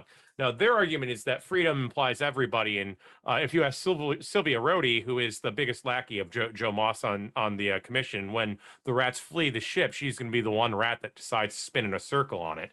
But like, she has said that people felt like they didn't belong because of the previous slogan, where you belong. It's literally the dumbest thing I've ever heard an elected official say. And we've lived through years of Marjorie Taylor Greene. I can't possibly like put some sort of rational frame around what they're doing. The only actual frame that I can put on it is they're trying to own the libs. Like, that's the important thing to them. And the other reason that kind of resonates as the justification is because if you look at John Gibbs and the apology that he gave for the stupid misogynist stuff that he did in college, was he's like, look, I was trying to own the libs. Well, begs two questions. Why do you think that's an okay behavior for someone that's supposed to administer a county that's increasingly liberal? And two, like, how could you not find a way to own the libs without being a total misogynist ass? So, Right. yeah. Yeah, I say, and what, I don't want to get off topic but I will. What is the topic? So, Yeah. John Gibbs at that point, but like, Okay. so, right, like, he apologized for the shit he said back in the day, but like, we talk about the guy who I absolutely can't stand, and it's in the highest power, right? Our Supreme Court Justice, I love beer, I love beer. Mr. fucking Kavanaugh. Oh. Like, right, like, you come out and like, okay, again, I don't know the guy personally, but like, I fucking hate him because of the things he says and the way he acts. You love beer. Right? No. It's So not me he's- and Donkey Donk Doug and Gangbang Greg going out and having a fucking good How time. many people have you sexually assaulted? Zero. Yeah, I me mean, too. I've know, also like- assaulted Zero Milwaukee's Best, which is what I'm assuming he means when he's Oh talking my about God, beer, so totally. beer. So yeah, me and my absolutely. She was dad, like, we had that's the like you natty. calendar that showed every time we worked out, and I was like, "What does it have to do?" I'm gonna say right now that The keg stand. that motherfucker drinks that light.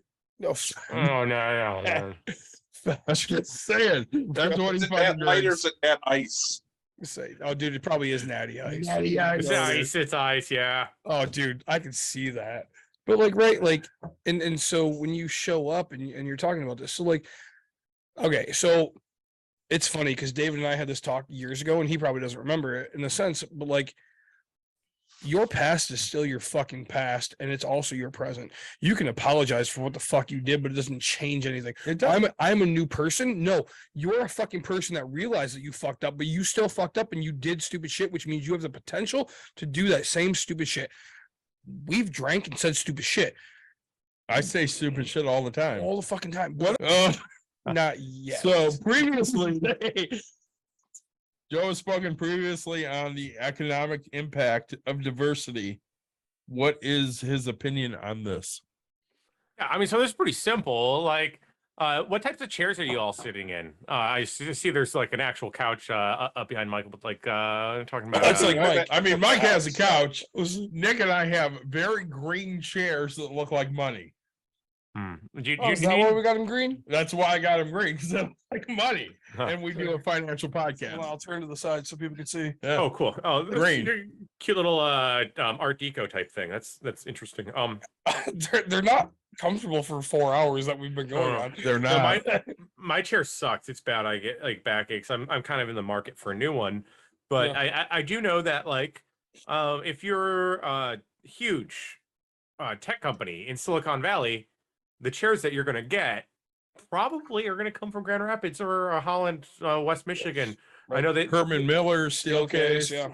they like there's the Hayworths are like a massage for your behind is a line from Silicon Valley, the TV show, right? Oh. So like you have these Well, we make some pretty fine ass office furniture in this region, but like I don't know. Try getting a contract with a San Francisco firm while you're living in an area that's famous for hating gay people. I mean, just like try it, see what happens. Because news travels far, and when I say that this is going to be national news tomorrow, it probably is going to be national news tomorrow. Might take a couple days, but I know for a fact that there are big venues that are picking this up, and people in San Francisco don't know about it. People in San Francisco already know about it because this is like a local government thing, and I'm connected to the local government people over there. And they are watching on the side from Twitter. Like, I don't know. You were in Oakland County, No. I was in Alameda County, which is where those Oakland, people got it California is. wrong. Oakland, California is. They Yeah, did no, get it they're wrong. no, they're Yeah. stupid. Yeah, I've never ever lived in Oakland County. I've only ever lived in Grand Rapids, Wyoming, and Holland in Michigan.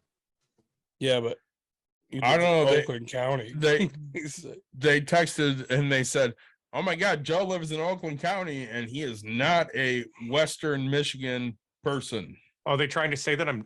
They might be trying to say that I'm Jewish, which is like You look I don't care if I'm Jewish. If I don't- I'm not though. I'm just not. I mean, I am, but that's hang okay. on, you're not. Fuck you. I am. You are not. I am Jewish.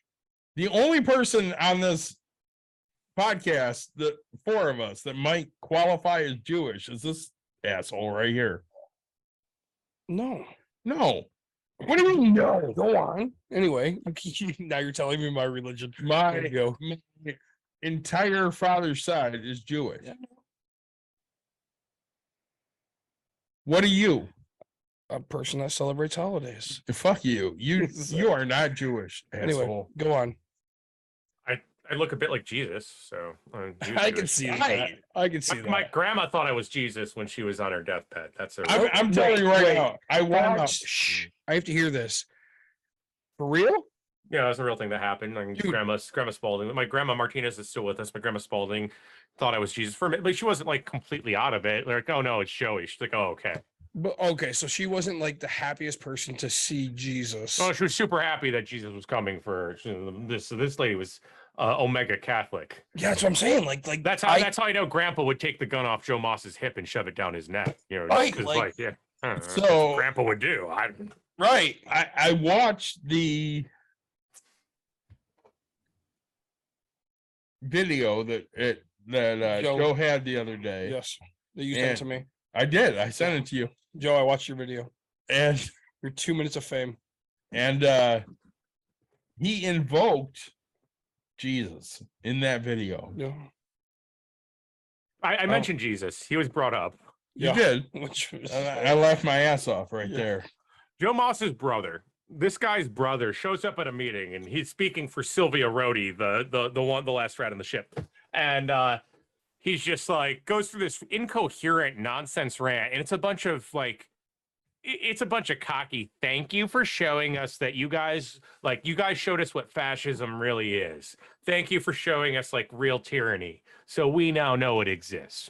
It was just like this really just like absolutely cheesed out nonsense. And then he loses himself in the whole thing. And at the end, he's just like, you know, and then this is all about the American experiment, which started at the beginning of time when it was created by Jesus. And you're just like, so that's the last thing I talked about in my speech is like, I'm trying to tell Sylvia Rhodey that you had this guy speak for you. It happened to be Joe's brother. And Joe's trying to cut me off because he doesn't understand Robert's Rules of Order or the First Amendment of the United States Constitution, which is fine. I can teach him that probably in court. But like, you know, if he wants to learn before then, that's cool too. But he doesn't know yet. And he demonstrated that when he tried to speak over me. And so finally, I'm just like directly to him. Okay, your idiot brother came in here and said America was founded by Jesus at the beginning of time. So how old do you think the earth is? I really enjoyed that comment right there. And just to dial it back a minute, he didn't give a shit about anything you said. He ignored everything. Well, but that's who the people are, right? They will only But- hear. Go ahead. No, but then he suddenly has a problem when I started addressing Sylvia Rhodey. Well, of course he did, because he sat there complaining, and Joe goes, I'm reclaiming my time. That's all I would have done the entire time he tried to interrupt. I'm reclaiming my time. I'm reclaiming that. One of my favorite videos on TikTok or Facebook is that lady that stands. I'm reclaiming my time. I'm reclaiming my time. Is that Katie Porter? I think, yeah. I think it that's might be. oh I my love God, her. fucking hilarious to me, right? And okay, Reclaiming my time. yep. I'm reclaiming my time, and it just keeps going. And she talks, and then I'm reclaiming my time, and Yep. and to me, I'm laughing my ass off Yep. because I'm like, I wish I could talk like her because that is awesome, right? Like, you speak, you sneeze, you cough, you do anything, reclaiming my time. See you have a good day, and it to me, it's fantastic. I did. I go ahead, Joe. I'm saying there's two places, and one of them isn't that intuitive that you can get that from, and I'm sure that there's more than just that area, but I'm going to name it specifically. You have to practice speaking in public so you're comfortable doing it, but then to understand the level of comfort that you have, and then just have the knowledge that like you're in the position that you are and where everybody else is and what your rights are, it. You know, like just getting a feel for those things, that level of confidence. Yeah. I think you can find that in a lot of, and this is a kind of weird spot, but like professional video gamers is that like, and maybe it's professional athletes too in general, Sure. which maybe that's the only overlap between esports and actual sports is that you have to have that level of confidence when you're playing, performing, or you will get beaten by somebody who does have that confidence because maybe you both have the skill, but they believe in themselves. Or you just turn into Marshawn Lynch. You might. I'm just here because my contract says I have to. Just here because my contract says I have to. I just don't want to be fine. Dude, I don't want to answer any questions. my I'm just here because my contract says I have he's to. eating Skittles. I think it's sponsored by Skittles, bro. Like, but anyway, so all I'm saying is like, so I have okay, now education wise, knowledge wise, probably not the best guy. If I got up there, every other word would be a curse word out of my mouth because that's who I am as a person. That's how I speak. Have you guys ever watched Trailer Park Boys? Yeah. Oh yeah, I know what you're talking about. Yeah, exactly where we're at. So We're he the same. goes into court. He goes into court and he's like, if I can't say fucking shit, like I'm not even gonna be able to defend myself. And but so, like that's me, right? If I can't swear and I can't smoke, I'm fucked. I'm fucked. Yeah, say. And then the other part, confidence, right? Like my confidence actually, it might be testosterone, but like I'm a very confident person. And I'm a very decent speaker because I don't text, I don't write, I don't do it. Like We know you do not text because when you text, it's fucking awful. David is so mad at me because he'll ask my opinion of things. I'm like, yep, that's it. Like it's point dry, straight to the fucking point. But Nick, what do you think about this? Yes. right. But if you ask me what I thought about it on microphone, that's why I do this, because I can get my words out. I can get who I am. This is who I am as a person. There's a tech called Talk to Text where you can actually. I do talk to text, but then David goes, "What the fuck did you say?" Like the other day, I read his text wrong. What did you want last night? I go, what did you want last night? When you texted me, he goes, McDonald's. No, he said, "What did you need last night?" And I read, "What did you eat last night?" No, He goes, McDonald's. Question. Then he I'm like, what the fuck is he talking about? McDonald's. hours later, I was like, But "Already read your I did text. want My to bad, add, bro." Joe mentioned needing a new chair for his desk there. Yeah, Our previous guest at his auction starting tomorrow has a really nice looking ergonomic desk chair. if you're interested, go check out Charlie's Treasures. 'Cause we'll give Charlie's that a shout. Treasures, We'll that's give that a right. shout out. Don't take but- a look. So anyway, Joe, all right, so I was because I'm on the wrong side of things. I don't know if Ottawa Impact, I would join the Ottawa Impact thing and Because you're a dumbass. well, but like I would join just to see what they're talking about and do whatever. I don't think they have a Facebook thing, but anyway, so They're I'm talking about stupid shit. I'm on the informed and inclusive aspect, and a couple people talked about just the local economy, right? And they're like, hey, I have a couple people that are from out of town, and they canceled my Airbnb because they're not comfortable coming here anymore. So we talked right. about like the actual impact of globally, or not really globally, nationally. What do you think and I think honestly, I think locally is going to be a heck of a lot quicker impacted because we Sure. talked about the LGBT, or we talked about Yeah. the pride event. So I think that nationally, we're going to have such a bigger impact financially quicker than we are nationally. Yeah, so like what I talked about was the immediate impact of just the news of what happened at the business level from people that are highly informed.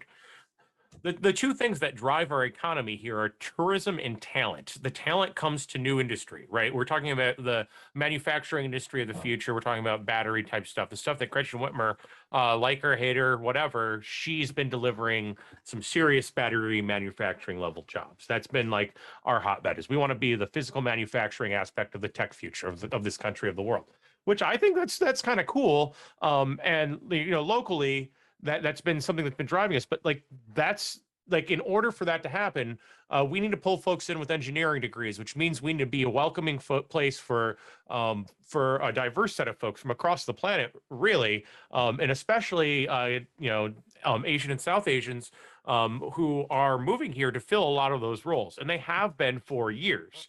So when it comes to the talent, that's the talent aspect, and that's not just the contracts, which like we never know why we lose a contract to a big business. So like maybe we figure it out, maybe we don't, but we will know when the talent stops coming here because we're watching them come here in census data. And that's absolutely true. Like we see it. Okay, so West Michigan was known as one of the biggest hubs of healthcare for the longest time. Grandpa's was Medical mile, right, 100%.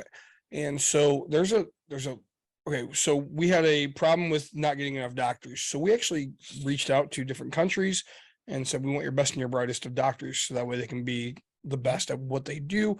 And so we brought people in because they felt welcome, they felt things, and they're we're gonna give you, if you're the best and the brightest in what the heck you do, we're gonna get you here, right?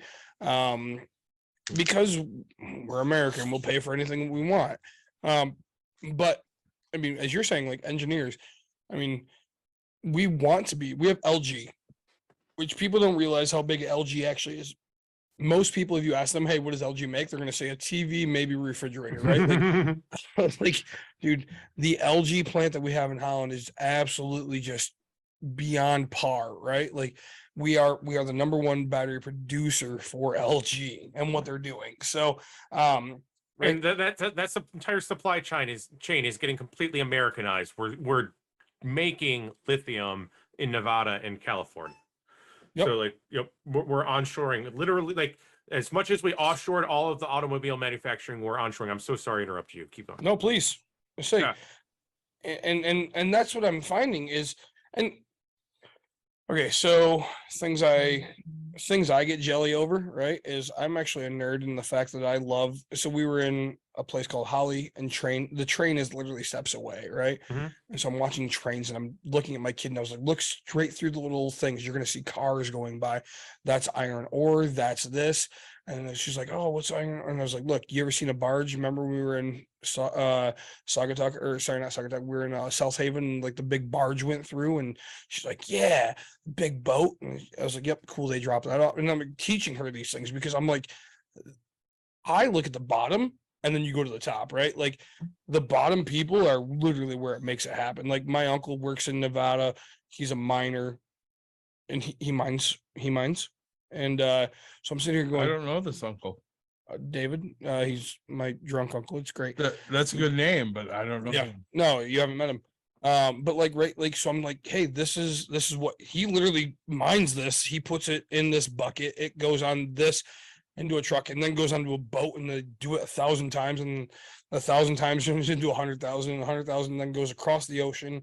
And she's like, no shit, right? Like her brain is, and I'm like, when you think about like the small scale, and then we look at just a product that comes onto the shelf, I'm like, that Barbie isn't just plastic injection molded. Like there's so much more to it. I walk my kid through way too many steps that she doesn't give a crap. But then like her brain just starts going, there's so much to this, right? Like there's 1,000 jobs to touch a Barbie, right? Like how they dress, how they do whatever, how they get in plastic injection mode, where plastic comes from, where the material to dress them comes from.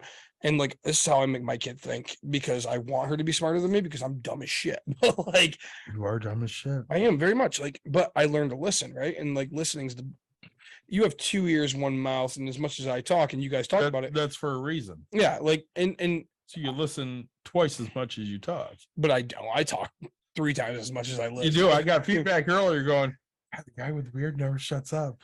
So, I kept my trap shut for about 4 or 5 months while they were out doing their nonsense because I knew they were going to overplay their hand on the county level. So I mean, like, yeah. And it's they not, did. not always easy. Yeah.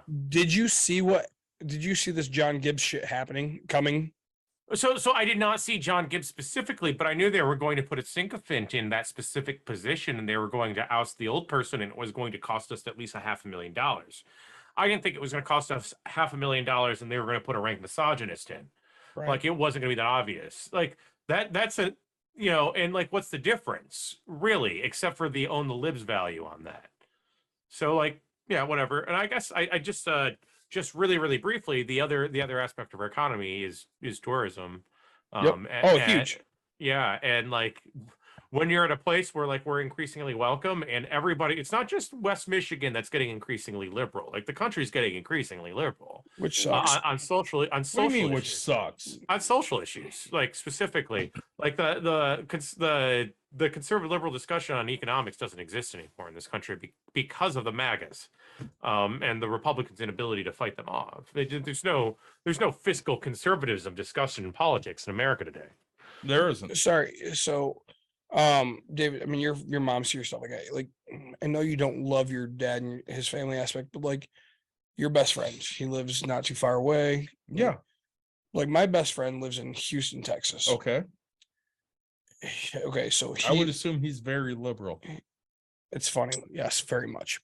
So I would think so. he's the head engineer for a company that I won't name Okay. out in New Jersey. Okay. Okay. I'll just let you know, he makes products that fix things that break on your body. Right. His husband Yes. is a doctor Okay. looking for doctor things. And I was like, dude, come to Michigan. Nope. You're Michigan. We can't be married. It's not legal at the time, right? Hey, I won't do it because the people that I would get hired by don't believe in me and my husband being married, stuff like that. That's why they're in huge. Like, the only reason my best friend doesn't live where he's from is because of the people that are this. Like, when you're not feeling welcome, you're not going to be here. So like, You have the, The choice. best- Joe. and okay, so like, granted, I'm biased because like, he's not the best and the brightest, but he will eventually get there.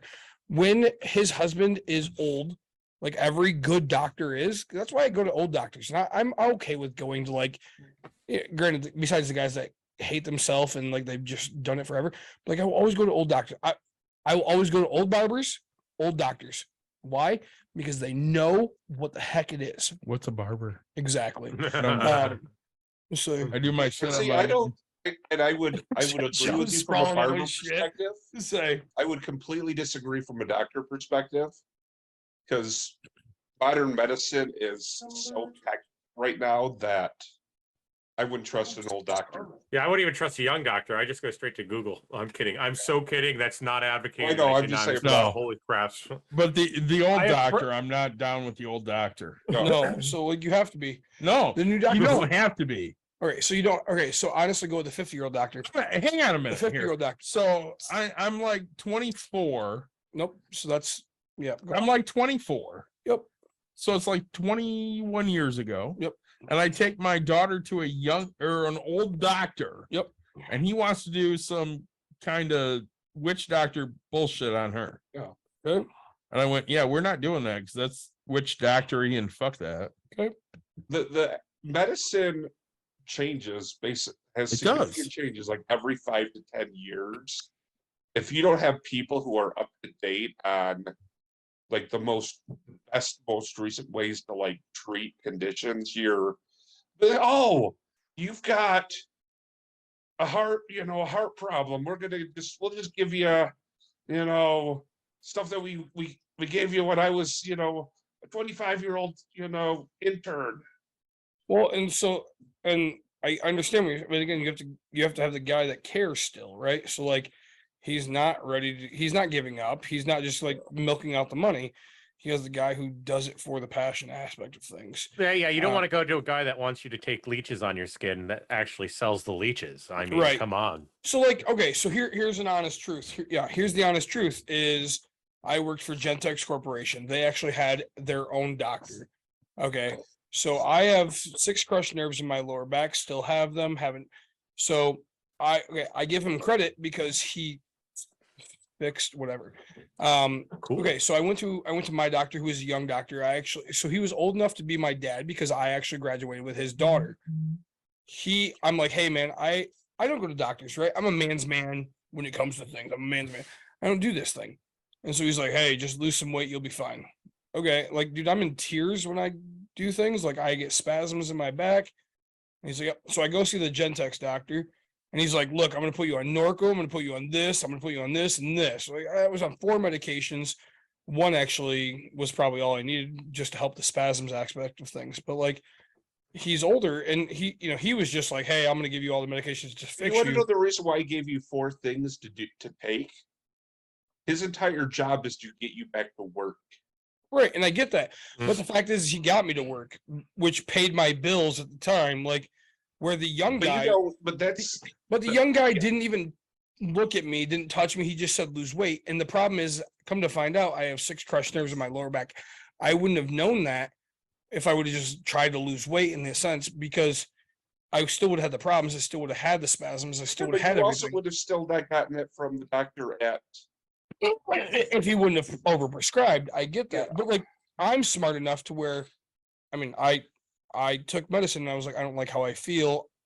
And this one supposedly does this, and all I did was take the one that's a muscle or not muscle, or it touched the nerves aspect, methocarbamol. If anybody cares to know what the hell I took, look it up. It stops the nerve from having that type Yeah. of a feeling aspect. So like, I didn't take the rest of them. I think I still have them at home because I don't throw anything away. My wife might have. We just But- went through the entire medicine cabinet, and Yeah. 3/4 of the shit in there got thrown away. Right, but like, so that's Wow. all I'm saying is you have to go find the guy that will listen to you when you say, hey, this, because okay, so the hard part is I'm raised by my Probably grandfather. that young doctor you got is just in it because he's like, oh, I can make a lot of money as a doctor. But it could be. But like, I was raised by my grandfather. You know your grandfather? When My did you- grandfather, yeah, or your grandfather? yours. You know mine. I mean, mine's a piece of shit. But, He's like, dead. Fuck him. When did our grandparents ever go to the doctor? Oh, I don't ever remember a time. Right, like, my grandfather is going to, he goes to the doctor. My grandfather goes to the doctor quite a bit now, but like, as the man's man, dude, I as a kid couldn't tell you the time. I had you know 3. how to fix things?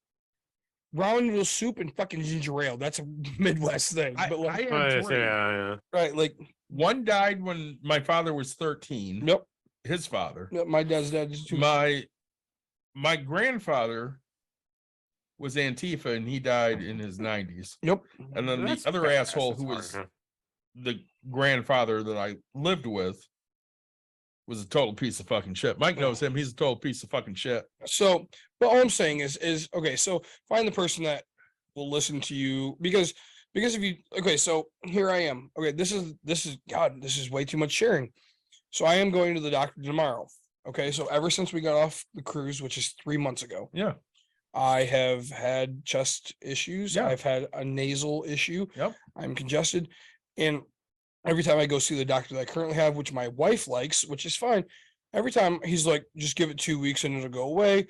Granted, it takes like a month and whatever. So I'm like, fuck it. So now, right, I go a month and I get irritated and I'm like, give it 2 weeks, it'll go away.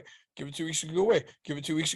So I'm 3 months into this, and every time It hasn't gone away yet. and it comes back, Yeah. and so I'm getting these ear pressure things. I'm getting this nasal pressure. I'm going on vacation in 3 weeks. Like, Yeah. I want this to go away so I can enjoy my vacation after my flight of head pressure, right? So I'm going to the doctor and I'm going to look at him and say, look, here's what I've tracked. I've eaten 48 tablets of sinus pressure medicine. Like, and if he doesn't listen, And it doesn't do shit. I'm going to find a different doctor. But like, it's funny because if you go to the Gentex doctor and you're like, hey man, I just need a steroid pack and this is what I need, he wants you to get back to work. He wants you to. But the fact is like, I can't say I know what I'm doing, but like, so I've been sick long enough. Like, I'm tired of I this. switched doctors Yeah, maybe 3-4 months ago. that's right. Yeah, you guys did. Yeah, because I tried to die last year. And Yep. hang on. I tried to die summer 21. And Holy shit, it's 2 years ago. It's damn near 2 years ago. Yes. Oh, And I decided to switch doctors because my doctor was like, yeah, let's just wait on this. Let's wait on that. Nothing's a big deal. And I went, yeah, it's kind of a big fucking deal. I'm still not right. Everything doesn't feel the way it should feel. My brain's not working the way it should work. So Give it time.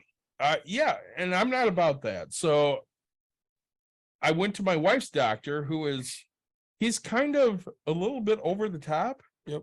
But I think that's what I need. So I sent a message a couple days ago and I went, hey, I think I need to be seen by Mary Freebed about traumatic brain injuries. And he goes, yeah, I think that's a great idea. Let's send you. No. And I mean, I want to go because I have a history of concussions. And then I was septic in 21. Mm-hmm. And I kind of feel like my brain just kind of went into a different place. And if there's a way to fix that, I'd like to fix that. And there might not be. And But it'd be nice to know if there wasn't. it would be nice to know. So I'm kind of at that point where tell me where I'm at and where I might be able to get to. So, but I guess to get back to the point is the fact that, right, like if you're keeping what could be the best and the brightest out of the area, out of the region, out of whatever, right? So my mom currently goes to Zealand, which is in Ottawa, right? Granted, we have the greatest hospitals in Grand Rapids. For some reason, she fucking drives to Zealand. I love my mom, but it's a good hospital. I don't know if it's worth the drive. right, but it is to her. She likes the doctors. They give her what she needs. And but I will say is, when you're keeping the best and the brightest, like again, we're not just talking about hospitals, we're talking about engineers, we're talking about being the best in the country for the things we need. I mean, Tesla is one of the biggest out there. I would agree currently right now. Like if we got Tesla battery plant, like we'd just be absolutely huge. Like people, we'd live like Silicon Valley, right? I mean, granted, You know how much they've lost lately? yeah, and that's because he's just a dumbass, He is a fucking dumbass. right? But I can't tell him how to run his company, so I don't really care.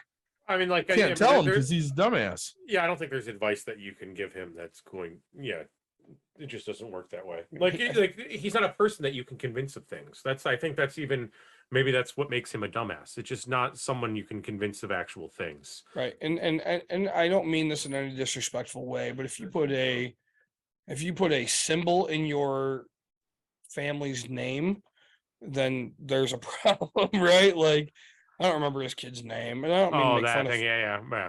I mean, No, make fun you're of making people. you're making fun of him, not his kid. Right. Like, and so it's just like you have something loose in the sense. Like honestly, I love Elon Musk because the fact that he wants to do solar powered shingles and the thing is he wants longevity of everything. He's like, look, Tesla's gonna last this long. Granted, it hasn't lasted as long as he says. He wants solar power so that way it's gonna, and he wants the shingles to last basically 100 years, right? Like I'm being the landlord aspect of things, like, I want to put those shingles on but he's not a kind of guy that stands behind his word, right? So if they broke within 2 months of the snow, like he wouldn't be like, hey, we'll replace them for free, right? They should last 100 years. Oh, I actually meant only in Texas. Well, I mean, actually, I meant only over in Oklahoma. I mean, wait, I meant over in, he's that kind of guy who will jump around, but he doesn't stand behind his word.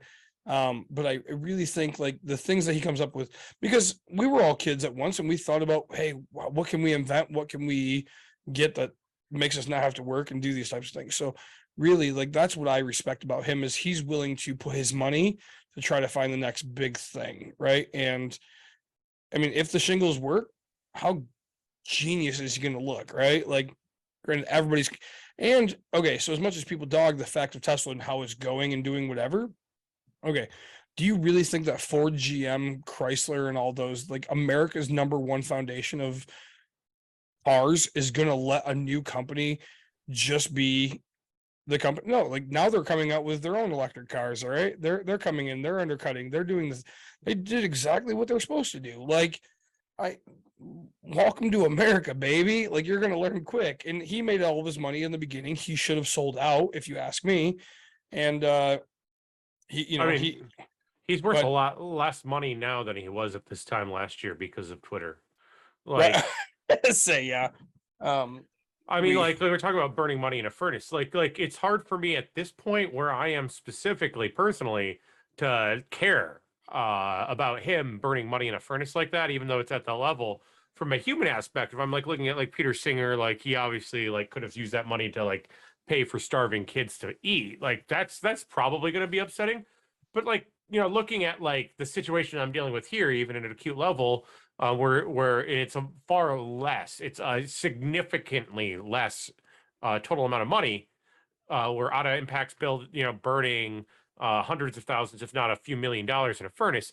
That pisses me off a lot more than Elon Musk burning, you know, tens of billions of dollars that were nominally his in a furnace. I just can't bring myself to, before I did care at some level. I'm like, that's not great for humanity. We could be using that money for human good.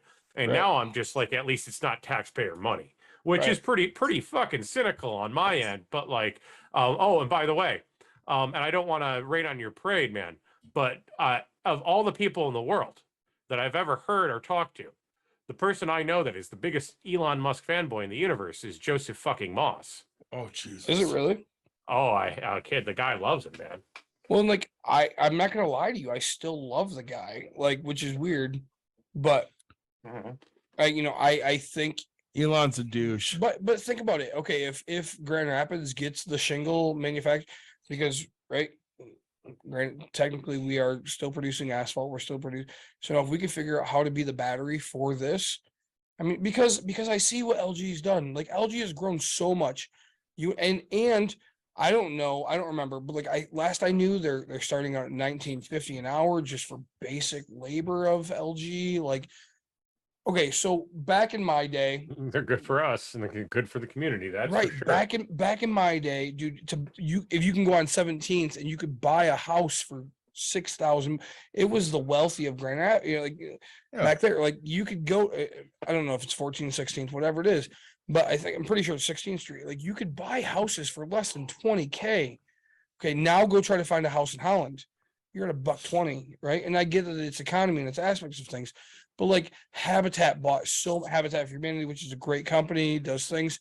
The only thing I give them negatives about is they don't vet the people that are actually buying. But the amount of default rate is just absolutely huge. Which, Again, you look here in Byron. yep. You're spending $285 for the cheapest place. So I'm looking at a house in Byron Center and I'm getting annoyed right now because I can't figure out how to comp it. How much? I don't know. So No, what's it listed at? it's not. It's off market. Okay. But I'm telling you, Whereabouts? 76th Street here. 76th Street and what? 68 or 76th and Division. Okay. So the problem A is little cheaper there. it's pulling all the comps from the next school zone, Right. which is only 140. I mean, that's not out of the realm. That's what I said, but I was like, it can't be true, right? Like, it's Byron Center.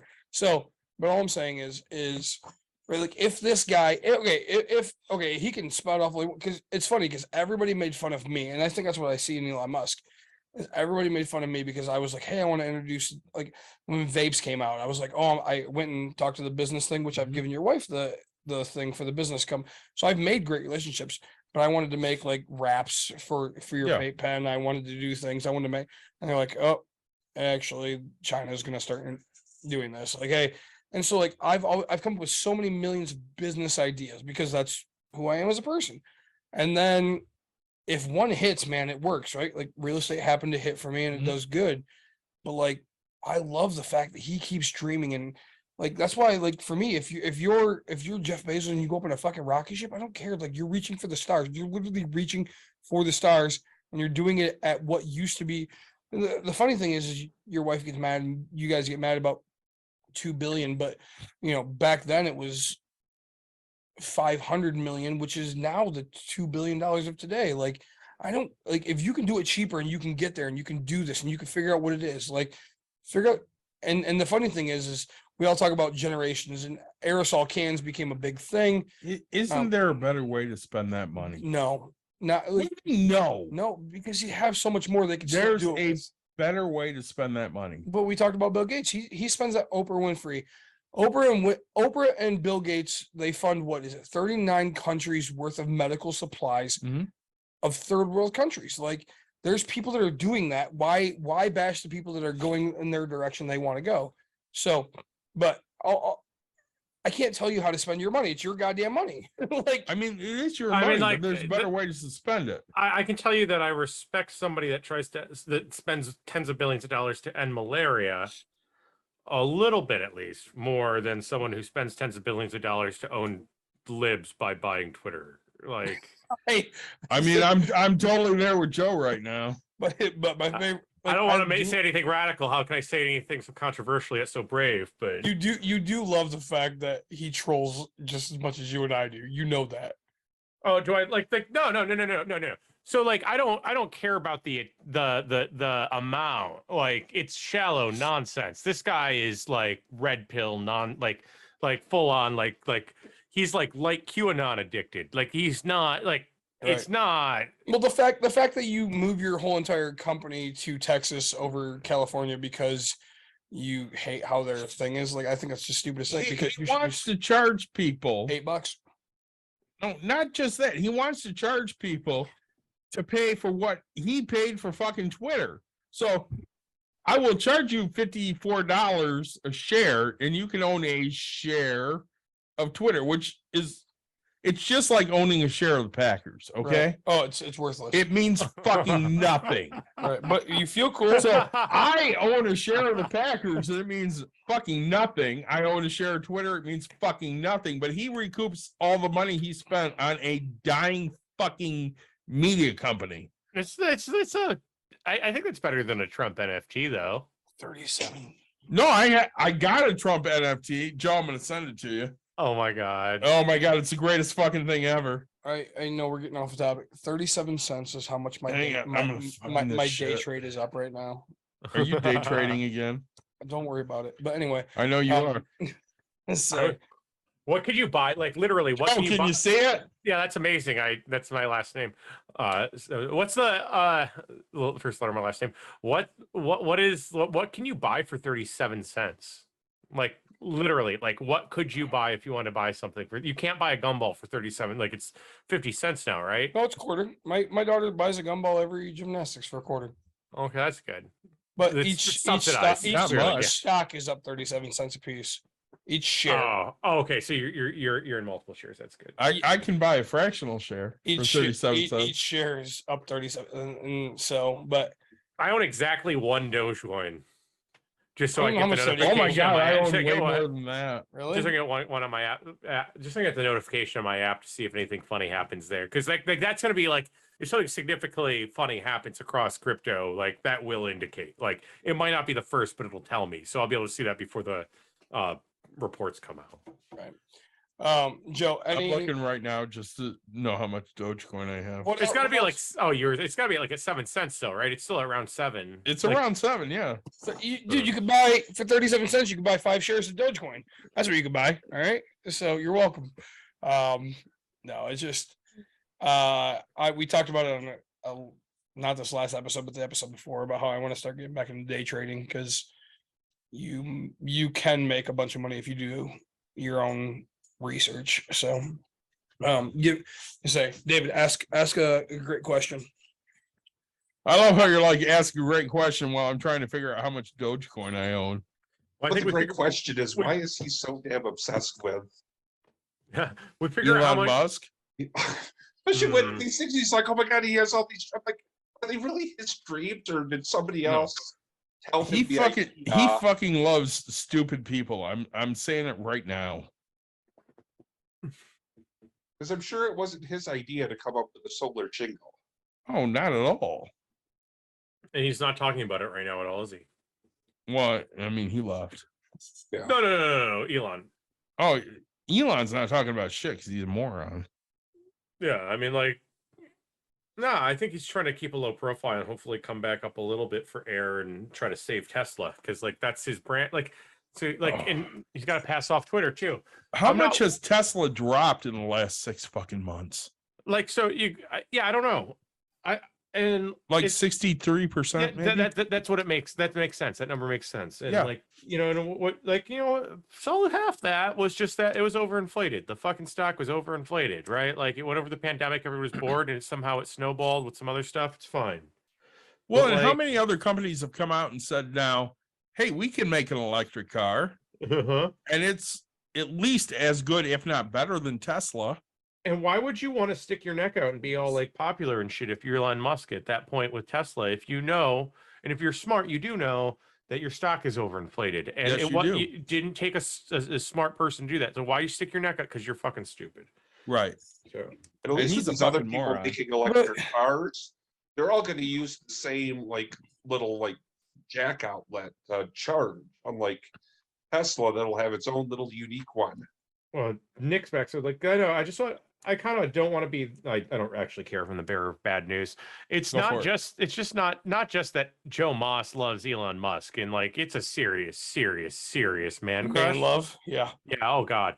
But like, when do you think Joe Moss got back on Twitter? Like the date? The day that- Musk bought it. Hell day fucking that- yeah, that's what it Yeah. happened. It's a- So like, sorry. right, I don't have a man crush that bad, but like I do have a man oh no, we're crush. talking about Joe Moss. So Right. you're safe. Yeah. But like I do have a man crush for Elon Musk, but I don't have a no, like I'm not that big of a supporter. I just like the way his brain thinks. Because so we go back to global or we go to local. Like if Elon Musk put a Tesla plant here. Okay, so Joe, what do you think about we're gonna go to financials. What do you think about Amazon? Like, I mean, like The company. I think that Mackenzie's a very, very cute ex-wife of Jeff. Jeff Bezos. Right. Like Yeah. you and I both want her as an ex-wife, that's for sure. Totally. No. Like, well, it's a different situation for me than it would be for Jeff, because financially it'd be wonderful. Yeah, he lost $500 million, and then if you divorced her, you'd have $500 million. Trillion. Who cares? Like, oh, trillion, yeah, excuse me. So 500 billion she got, you would have 250 billion. Like, who cares? Like, just don't sign a prenup. But say, There's a Holmes- 0% chance that woman would ever marry me without a prenup or anyone else ever. no, I mean, By the there's- way, I finally found it. Doge is up at 8 cents. even No if way. I have 8 cents. even if she offered you, I lost a shit ton of money, by the way. like, I look at her like I look at the Mega Millions, right? So like if I can get her to convince that if every year I stay with her, she gives me 1% of her wealth, like I'm still pretty good. So like I gotta go like this, and then Right. I say, there you go. yeah. But so like it was funny because I made jokes. I'm that guy that admits it. I made jokes about how I wanted the queen to be my next when her husband died. I was like, I'm going for the She queen. dropped dead. Right. Like, and I was like, I missed that one because right, I could have been worth millions and billions because the queen was worth a crap ton. She They own was. they own a lot of good land. Yeah, I say I own some land in Scotland. Do you really? I do. Am I going to go there? No, friend of mine bought it for me. But anyway, so like getting back to local, right? I want to know what you think the impact over the next year. Okay, so John Gibbs is in for how long is he in for? 2 years of like nominally, but like who knows what happens, you know? Right. But like, well, and so the problem is he's not going to be here for long because he's going to try to run for a bigger and better thing Sure. because that's who like he tried And get to his do it, ass and kicked like he just we did. could hope, and then he'll fall back into his ranks. But Well, because Stabanov's not running again. shucks. No, he like if that man runs for Wait. Senate, if no, he can't run for Senate. Like there's nobody that'll let him do that, right? Like he has people that care about him in his life that will stop him from doing that to himself. So you just said that sucks. Yeah, Do you like Stabenow? better than the other options that we have. So you know who's going to run? Ooh. It's Buttigieg. Nah, he's not gonna run. You don't think so? No, absolutely. He's already said he's not going to. It's like like highest probability is Alyssa Slotkin. I would the- totally go for her too. Yeah, I mean, she's like the centrist of all centrists. Like, she's former CIA, she's intelligence, knows military better than military. Like, she's like senatorial. Like, and people are saying like Garland Gilchrist kind of still has his hat in the ring, but pretty much Okay. everyone else currently is cleared out. That doesn't mean there can't be some sort of more progressive candidate, but right now it's looking like probably Alyssa Slotkin with maybe Garland Gilchrist. See, and But I love Pete- this because all I've heard is Pete Buttigieg. Yeah, Right. Pete pulled his name out. He says no. I trust him on this. So And Does- Joe corrects me right away.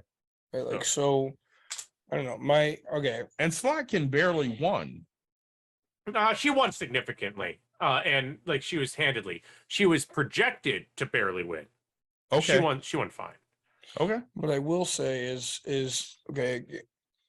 If I had the perfect world, it'd be, granted, everybody would be thinking to where I think, but like I don't want this. You mean people would be fiscally conservative and Socially socially liberal? right? Like, Okay. I wish that would happen, but like I don't want the house to be ran by, one party. I don't want everything to be ran by like single parties, and I don't up top, like, whatever we talk. And granted, you called me out on the fact of Mhm. Joe Biden actually doing oh man, what did I say Trump did a crap ton of The executive orders, right? Yeah. Like, but so I want an equal thing to see where the hell it could actually be. But like this fact that here's my issue is, if you don't do your job, do you get paid?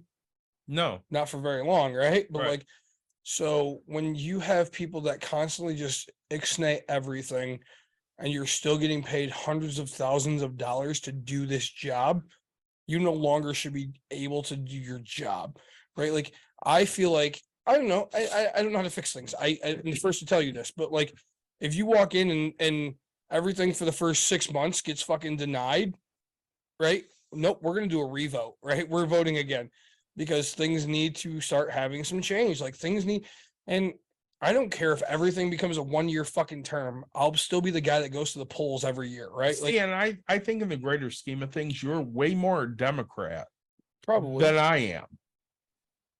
Because I'm totally a leftist. but And the Democrats are kind of right of center. Mhm. And I think that's where you are. I think that if Michigan plays out right, like, and we end up in a place that reflects politically where the voters are. Yep. And I can tell you structurally the way that it would have to play out, and I'm not going to do that publicly because, like, it's a fragile situation. Yep. We end up where we have the Democratic Party being a center left, actually center left, and then a left party, maybe center right. Like, it's extraordinarily center. And then on the left, we have some sort of leftist splinter group. And those are the two options. Structurally, we have to have two political parties. we have to.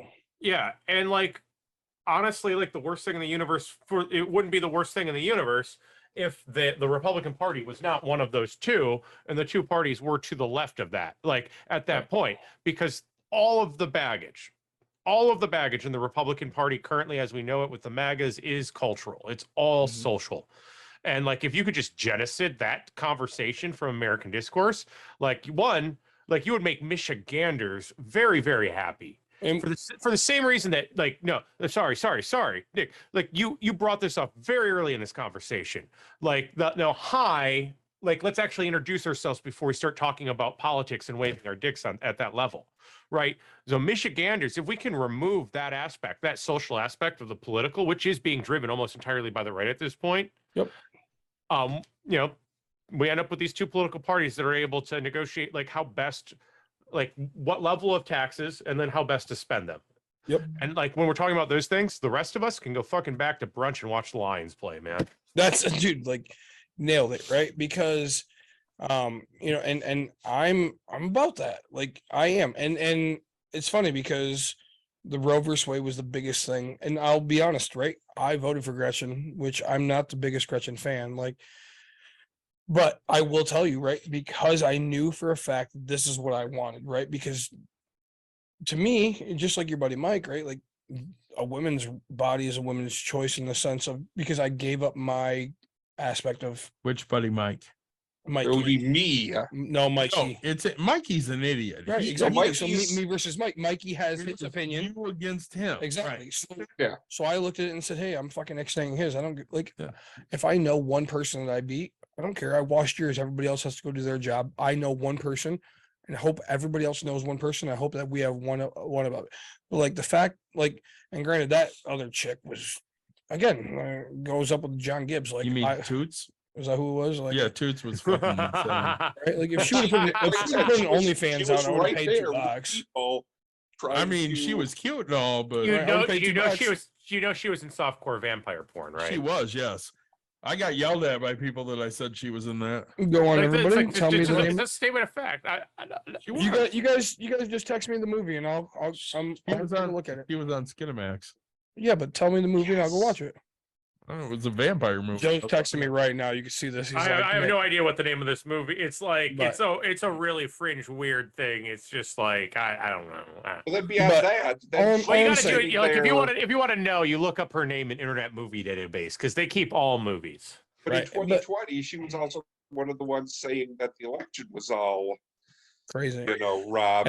And that's like so if you're that far, like I'm out, right? Like if you're but dude, we talked about it. I Like guess if Lauren Boebert could be, an ex, prostitute or whatever, and X. I don't care how much you how much you Like make so, it, wait, where you time make out, it, time but- out, time out. She hooked up with Matt Gaetz like within the last 3 weeks. That's a thing that happened, right? Totally. Is it Yeah, okay, like, Isn't for she too real, old for like, Matt Gaetz? yeah. Too old? Shut the fuck up. Oh, she's sorry. too Some old It's for not. Matt It's Gaetz. not an I'm sorry, some of us like, are basically- into older women.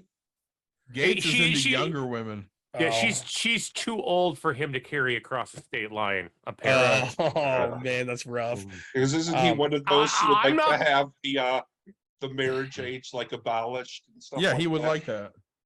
Uh, Oh yeah, he likes the younger. I'm out. But anyway, It's his Um, choice, man. I didn't do this for him, man. He made the choices. proud of you. But All I know is if it's younger than my daughter, it's too fucking young for me. And Fact. she's 27 years old. I agree. If it's younger than your mom, like it's too young for me. You know what I'm saying? Like My mom's 70. What the fuck are you you're talking about? welcome. Like I'm not gonna lie.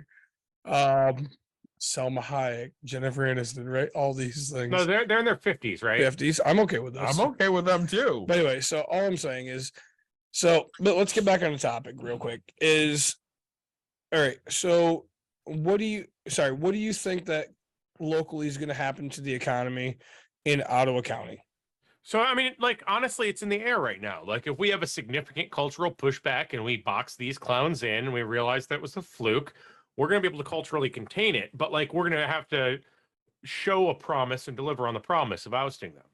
Like, and Okay. that has to be palpable, and I can tell you that, like, the community is on board with that. That's where we want to be, and that's across the board. So when you hear Ottawa Impact people complain about the media,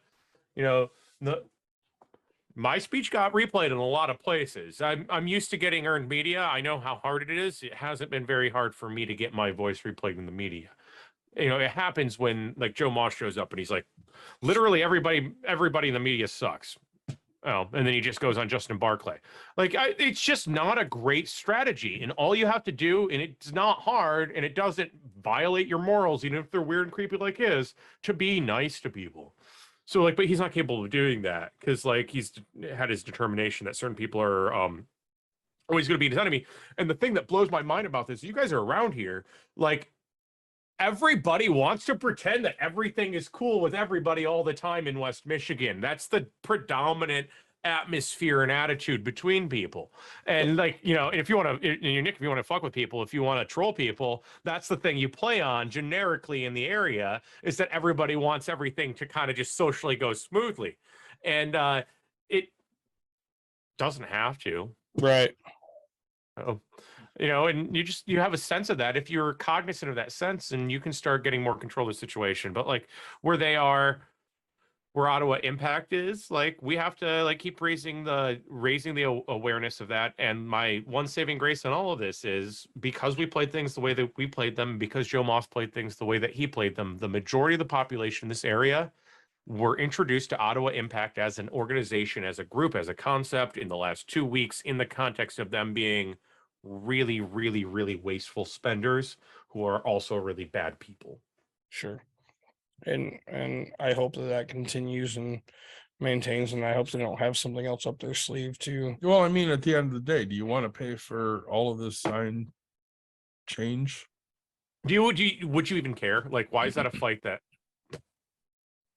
No, I say like it doesn't impact me, right? But like, I mean, it costs money? It will in my property taxes, which I'll go fight and just tell them, hey, we're in an economic crisis, and here's the proof that we're in a recession because 2 months in a row we've had lows.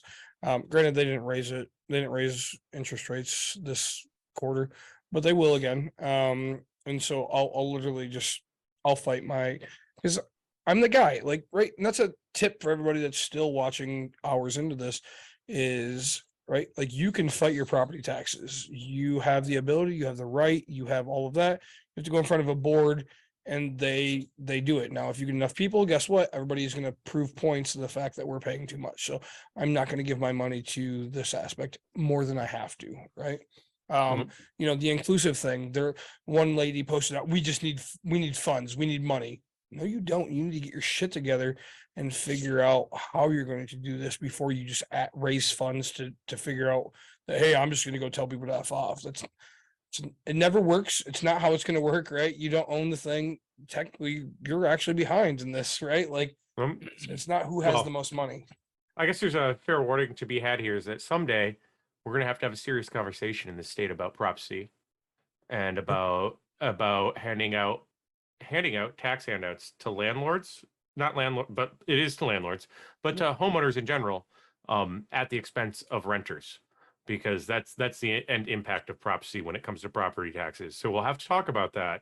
And it's going to be a dividing line. I'd like that to happen in a universe where we're talking about Democrats and then some sort of progressive context, because like if it's the MAGAs in there, they're going to go full tilt NIMBY and it's going to look really, really, really bad.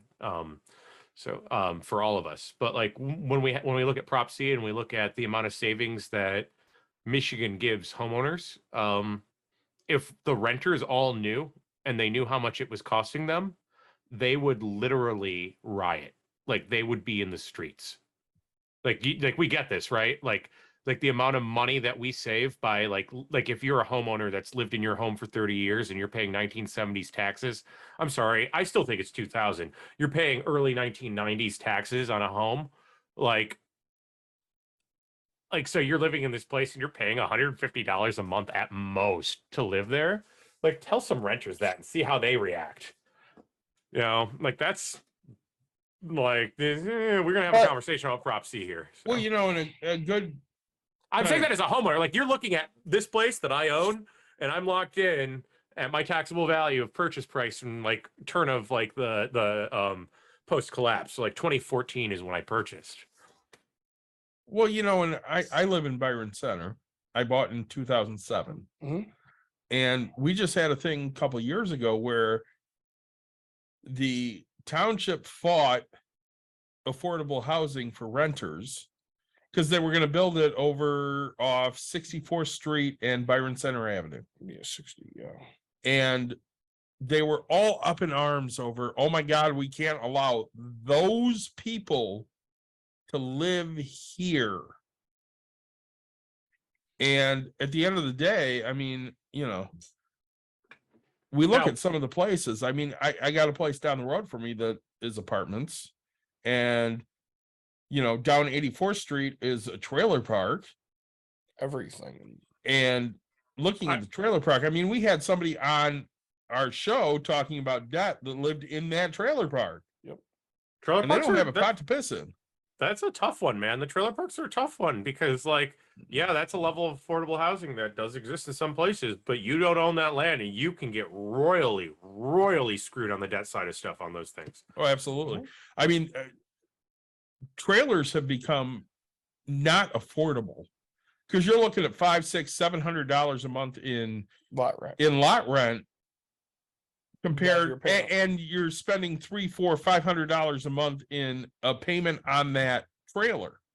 That like, and that trailer's not gonna be worth shit when you're done paying for it. Like, It's not worth it- shit the minute you buy it. It's like a used car. I'm still technically correct. Oh yes, I mean I'll give you, but like I hope you're not I'm- thinking we're coming at you on this because no, like, not the at all. trailer version, Like yeah. I just want to come from a side, like so, like okay, I know people that have made money on trailers, in a sense, like you're not going to make the same amount that you would on a house. I absolutely agree. Lot rent will go up, can go up, does go up continuously. So let's talk about a real world situation. Yeah. I had a trailer. Yep. And We sold 2 trailers to get out of my fucking trailer. No way. Oh yeah, totally. I bought a trailer for 20,000. My mother had bought one like a year before I bought mine, and she probably bought it for 18. And hers was, at least half of the way paid off. okay. And we bought ours in 2003. We sold it in 2007, and it took both trailers to pay off my trailer. But if you look at it right now, okay, so here's the combat to that, or find me a trailer that's less than 20,000 currently. Like no matter how. Well, yeah, you're not going to to find it currently. exactly right. So like you still gain the inflation aspect of it, Okay, but you're not I- going to do I the same. sold it 15 years ago. Right. But you sold it for less because that's what the market was calling for, especially going into 08. I mean, if I would have waited a year, it would have been even less. Right. If you waited 5 years, you would have been fine. Yeah, but But right, like that's the thing. But- I needed to get out and get a house. Right. And that's so if you bought in 2010 when it was really low and you sold in 2013, you would have made money on the trailer. It wouldn't have been as same as if you bought a house and sold the house, but like there.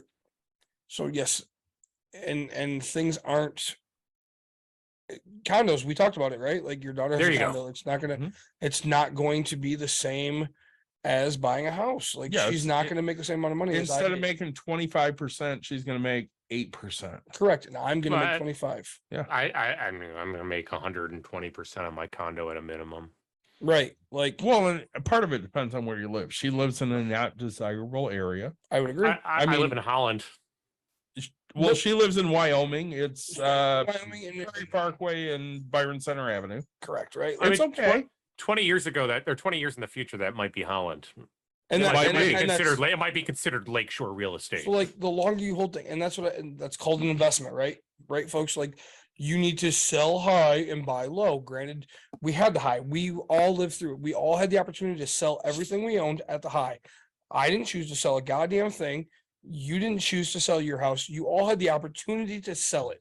Now we're gonna go through this low. We're gonna go ride it for a while, and then I'm gonna play the highs out, and we'll see. Right? Like I'm hoping that I'm smart enough when I'm old enough to be done with this that I sell at a high, right? Well, and even looking at my kid's place, I mean, if she decides, hey, I'm moving, if it's not going to get what I want for it, You'll hold it, and I'll hold it and rent it out. but that's the other thing. And like I told you, right? When you bought it, I told you make sure you can rent that place out. Yep. Because it's not FOC, Jesus.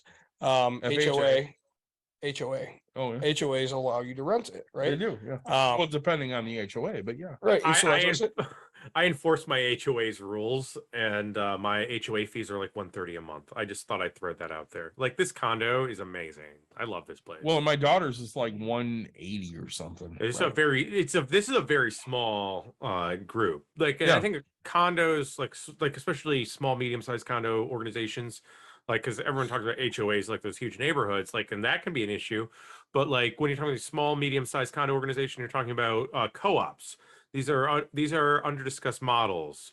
And there's other under-discussed things in the housing. We're not talking about like when we're talking about design, we're not talking about bungalow courts in the Midwest, even though those are fucking awesome, man. Those are fucking cool ways to style little block areas of housing. Yep. So if you're like, I don't want like 15-story apartment buildings next door, well, fine, build some bungalow courts. Let's make some more efficient use of the land area itself, and then you can have some more homes. But like we don't think about these things because like ostensibly the conversation is that renters are bad or that landlords are bad, and then it doesn't get further than that. And I think that like we have a real opportunity with the Democrats being in charge, and like at the time there's a housing crisis because the Republicans weren't like coming up with novel, like creative strategies towards any type of policy. And we're with the Democrats now, where like nationally and then specifically only in Michigan, like the real place, like there's some discussion in like Traverse City area, but like in Ann Arbor, and I'm proud of the work that I did making sure this has been in this direction, but they're like taking a very, very pro housing position where they're like, let's legalize some apartments, let's legalize some duplexes, let's get some developers in here that are actually going to build some homes and stick with them. And like at the municipal level, you got to admit that when you have the city government that's able to enforce code, like, and be a little bit of a jerk about it, like at a city like Ann Arbor, like you're not going to get the slumlords that you're talking about that are coming in and building like absolute trash. Like, so I don't know if it's necessarily building the trash. It's allowing it to become trash, right? No. I've fucking been to Lowell. I've been to Greenville. I've seen trash builds of like some multifamily apartments. So that can happen. No, and all right, so like you're on the outskirts, right? And but those are so and that's No, I'm agreeing with you on like you can be a Right. slumlord out the gate, man. Like right, that's the thing. like but I will say when you go out there, I mean, those are the outskirts areas, and that's where I tell people, like David and I talk about this, and I was like, look, you have to drive 30 minutes into work because you work in Grand Rapids, go live in Greenville, go live in Lowell, right? Go do these things because guess what? Your rent's going to be $650. Now, if you want to live in downtown Grand Rapids, 2 minutes from your coffee shop job, yes, you're going to pay $1,500, but like, okay, 30 minutes. Well, what if you don't have money for the car? What if you can't afford? And that's where the whole work stuff comes in. But you know, my point is there's always an affordable thing to live in, right? Like I have a friend who literally works in a fry cart, right? There's a little fun in your throat there, David. He's a homeless guy. He's a homeless guy who has a 1-bedroom apartment that he shares in what you were telling, right? Like in Heritage Hill area, like these ladies rented him a room and it's, you know, $550 a month type of thing. Like he has a lock on his own room and he shares a kitchen with people. And you know, I was like, hey, what do you because like I want to know what he feels and I want to know how he thinks. And he's like, look, it's fine, it does the job. Like I get it if you're a family aspect of things, right? And but like there is affordable housing, not enough of it, but like there's affordable housing, you have to go find it, right? Like, and you know, and then we talk, but then my problem comes is like when you're offering tax breaks for no taxes, and I'm sitting here paying, you know, $13,000 in taxes for my 8 unit, and you're paying zero taxes on 150 units, and you're bringing in more money than me. Because the government's allowing you to charge more money for the unit, and I'm charging less. Like I shouldn't feel like the bad guy, right? Like don't criticize me. And so I do play things based off of my opinions, emotions, and feelings. But I will say is like, right, like when the talks of like, hey, we need to stop allowing people to raise rents and stuff like that. No, like we need to understand that there's still you need to have it as a fair schedule across the board, right? When I had a duplex where the guy had it for $250 a month for a unit, right? He owned it for years and years and years. That's not fair to the tenant. It's not like, you know, I mean, he's barely, you know, he's covering his taxes. He's making $100, right? Like, but you understand that like when he goes to sell, because he's going to, or pass it on to his kids. And whenever that happens, a tax rate comes in, you have to get enough to pay that bill. Like, it's just kind of how it happens, right? Like, so unless you're going to go back to the government and say, hey, you can't charge me more because my dad passed away and now I own the place. Like, you have to understand that that's not fair to the guy to keep the rent at that price, right? And you're only gonna let me raise it 10%. So now I'm at, you know, 275. I still can't pay my bills. Oh, sir, you're not gonna like the housing policies that I think should end up getting passed at the state level. I can say that much. I probably not. I mean, yeah, it's good.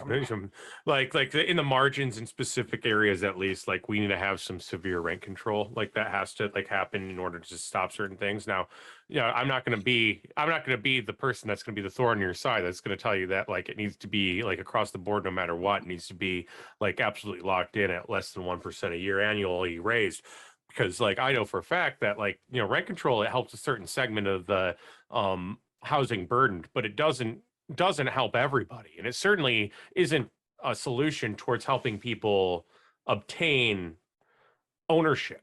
Like Right. that's not or where it is, but like there's a multi-pronged approach. And part of that is like coming to a realization as a community that when people become homeless, it's generally in a family situation, and it's generally because of like a medical incident or a car incident or like a job loss incident. And like so the like you see places where the homeless like it looks like it suddenly explodes out of nowhere.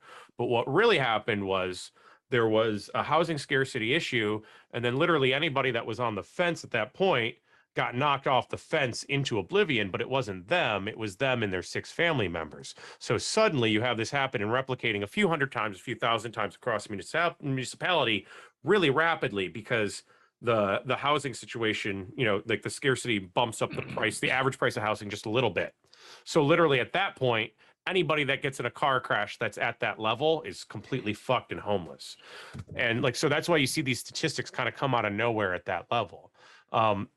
We need to be able to combat like everything. We need to combat at the margins. We need to make it easier for people to own homes. And I got to tell you, here's the bottom line. Housing can be affordable. It can be a good investment. It can't be both. That's exactly it, right? It can be affordable. It can be a good investment. It can't be both. That is like no truer words have been said on this episode. Right? Like Part of the problem with You know, he should not, no, Nick should not get fucked because of that. Like we Right. need to fix it. Like, because it's not balanced, but he shouldn't be royally fucked because of it. Sorry, go ahead, David. Well, and part of the problem with Nick is he has said for the going on 3 years that we have done this, yeah, oh, I have such a hard time. I should raise rents $25. And in the greater scheme of things, $25 is now on inflation. 3%. No, it's nothing. I mean, it's literally him sitting there going, I just got to raise it a little bit, but he won't do it. And he has said before, I'm a shitty businessman because I won't do the literal bottom of the line of what I should do, going, hey, you've been here for 3 years. I'm raising your rent $25. Well, and it's like I did it, right? But like then there's the parts. I mean, it's like it feels bad, but like, you know, when I look at it, and again, when I talk about $13,000 in taxes, I'm not lying about that aspect. I think it honestly was $12,900. No, I believe it. That's right. $12,988 and something. I've told cents, but, bosses like, to fuck off and walk on jobs where I don't get a COL. You know, like that's Yeah. a real thing. You like, Yep. And so, right, like and it's funny because I never have to give my tenants a reason, but like I look at them and just say, look, my taxes went from $9,000 last year to $13,000 this year. And they're like, that's not possible. And I was like, all right, sure. So it was over 2 years and I didn't raise your rent last year, but I have to raise it this year because I have to, right? Because I officially am losing money because I have a mortgage on this. I have this, and this is how and if you want to walk through my entire notebook, you'll see that I'm losing money by you living here. And then the government fucked me last year in the fact that they allowed Consumers Energy and DTE, like our Energy providers to raise their prices. So, you know, if people ask me, it's funny because I will lay out my bills for them. And I just paid $1,198 for my gas bill. Mm-hmm. Okay. Last year at this exact time, during the blizzard aspect of last year, my top bill was maybe $1,000. Like it was around. Do you $1,000. have to cover? I could bill it back, but it's just it'd take so much more work and energy. Mm-hmm. But right, like there's these things where everything's going up. Okay, so like last year my trash was $98 for every week, right? I'm at $120, right? Yeah. Like my electric bill was $56. I'm now at $82. Like, and I only cover the common areas of that aspect of things. Mhm. Like now if you look at it, right, I just listed $400 a month. Where the fuck do I come up with that money? Like Yeah. I when I bought the building, I was losing $2 a month. Now I didn't raise rent for the times of COVID. I raised them $25 over 8 units. That's $200 a month. I'm losing $202. Like, Yeah. So now like I have to get in there and do this because if not, guess what? I'm not going to be the affordable guy. And some asshole that's got a bunch of money is going to come in and they're going to go, hey, you're paying $750, $800, whatever. You're now at $1,200. Like, I'm making money until it gets to that point. But like, I don't do things to be that. Like, I'm not sure. I try to make $100 a door in the sense of things, right? So like, that's what I want to do because I know that I have a roof coming up in 20 years, right? Like, I have to, like, I want to sell things. Roofs happen. Right. Like, I have things that are going to come up and it's just that's how I think, right? Like, I think long-term wealth, long-term business practices. So,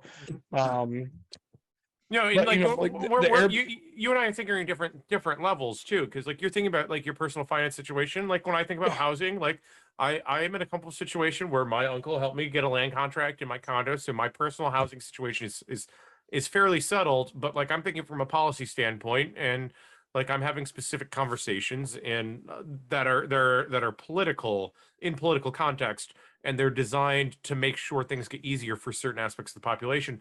They're not, it's not a personal investment situation.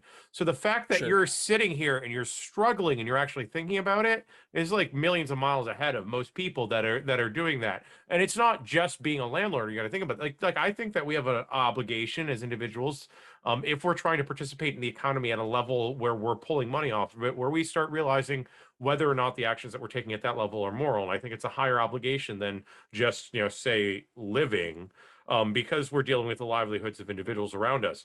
The fact that you're here struggling is a testimony to what you're saying. You're not here giving us a blanket argument trying to defend everything you're doing. You're trying to figure out the context and morality of your own actions. Like Right. in a conversation, it's completely different. Like that's like honest human, like actual work. The biggest problem I think with the MAGAs is that like these MAGA fucks are lazy. They're Mhm. morally and intellectually lazy, and they don't want to think the nuance, the consequences of the shit that they're going through. So maybe you find some sort of new way to become a better, more moral landlord. Maybe you don't. Maybe you find a better investment that you're able to do that doesn't give you the headaches. I don't know, but the fact that you're sitting here struggling and making sure that you're not screwing people over, in my opinion, is a good thing. Right. And I get that. It just doesn't fix things. But like say, but like things I will say is so that's why whenever they talk about, rent, and capping rent increases and stuff like that. Like that's why I fight for it, because like I know I need it in a sense, right? Well, I mean, I promise that like if you don't have to be brilliant, but like you figure out like there's a law like that, you can figure out in the position that you currently are in a way to put yourself in a position better than your competition. Like, 100%. Like, Yeah. and I fully agree with you. And my other point to that is, I think that there's a lot more people like me that people don't realize. The problem is they have what's called a property manager, Mhm. right?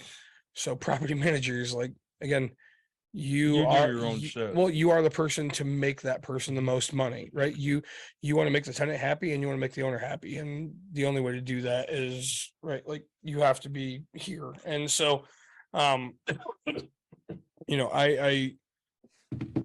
wish everybody took control of their own fucking business and didn't hire out people to do it, but I get where they're coming from, right? Well, I mean- again, you're not the best businessman. I mean, right, in theory. And I mean, same here. Yeah. I mean, we care. Yep. So we do things that are not in the best business sense. I mean, so now Airbnbs, I know are a big thing that's coming up. It's changed people's lives for way better. Do you think that, I mean, just one person is going to lose out on people coming to Holland, Joe, because of what's going on right now? It's not just one person. Like people are making money on Airbnb as an individual platform. There's like some discussions going on there. Like they're gonna get like if you've decided that Airbnb is your bread and butter and that's your livelihood, like you're gonna get screwed if you're in the area, and that's the fact. Just like my question is, a lot of the township board in Holland Township and a lot of the area around here has been flooded by suburban inns. Now we're not talking about Airbnb, we're talking about old-fashioned hotels. Yep. Like, so like what are the hotels? Like, what are they going to fucking do? Because they have been backing these other assholes. You know, they're up in Bill Heisinger's camp, they're up in Nancy DeBoer's camp. Like, so like at the end of the day, I think that like the most interesting play that the Democrats and the left and the centrists that care about not burning tax dollars in a furnace should push is let's see what Nancy DeBoer does when she's forced to comment on the issue.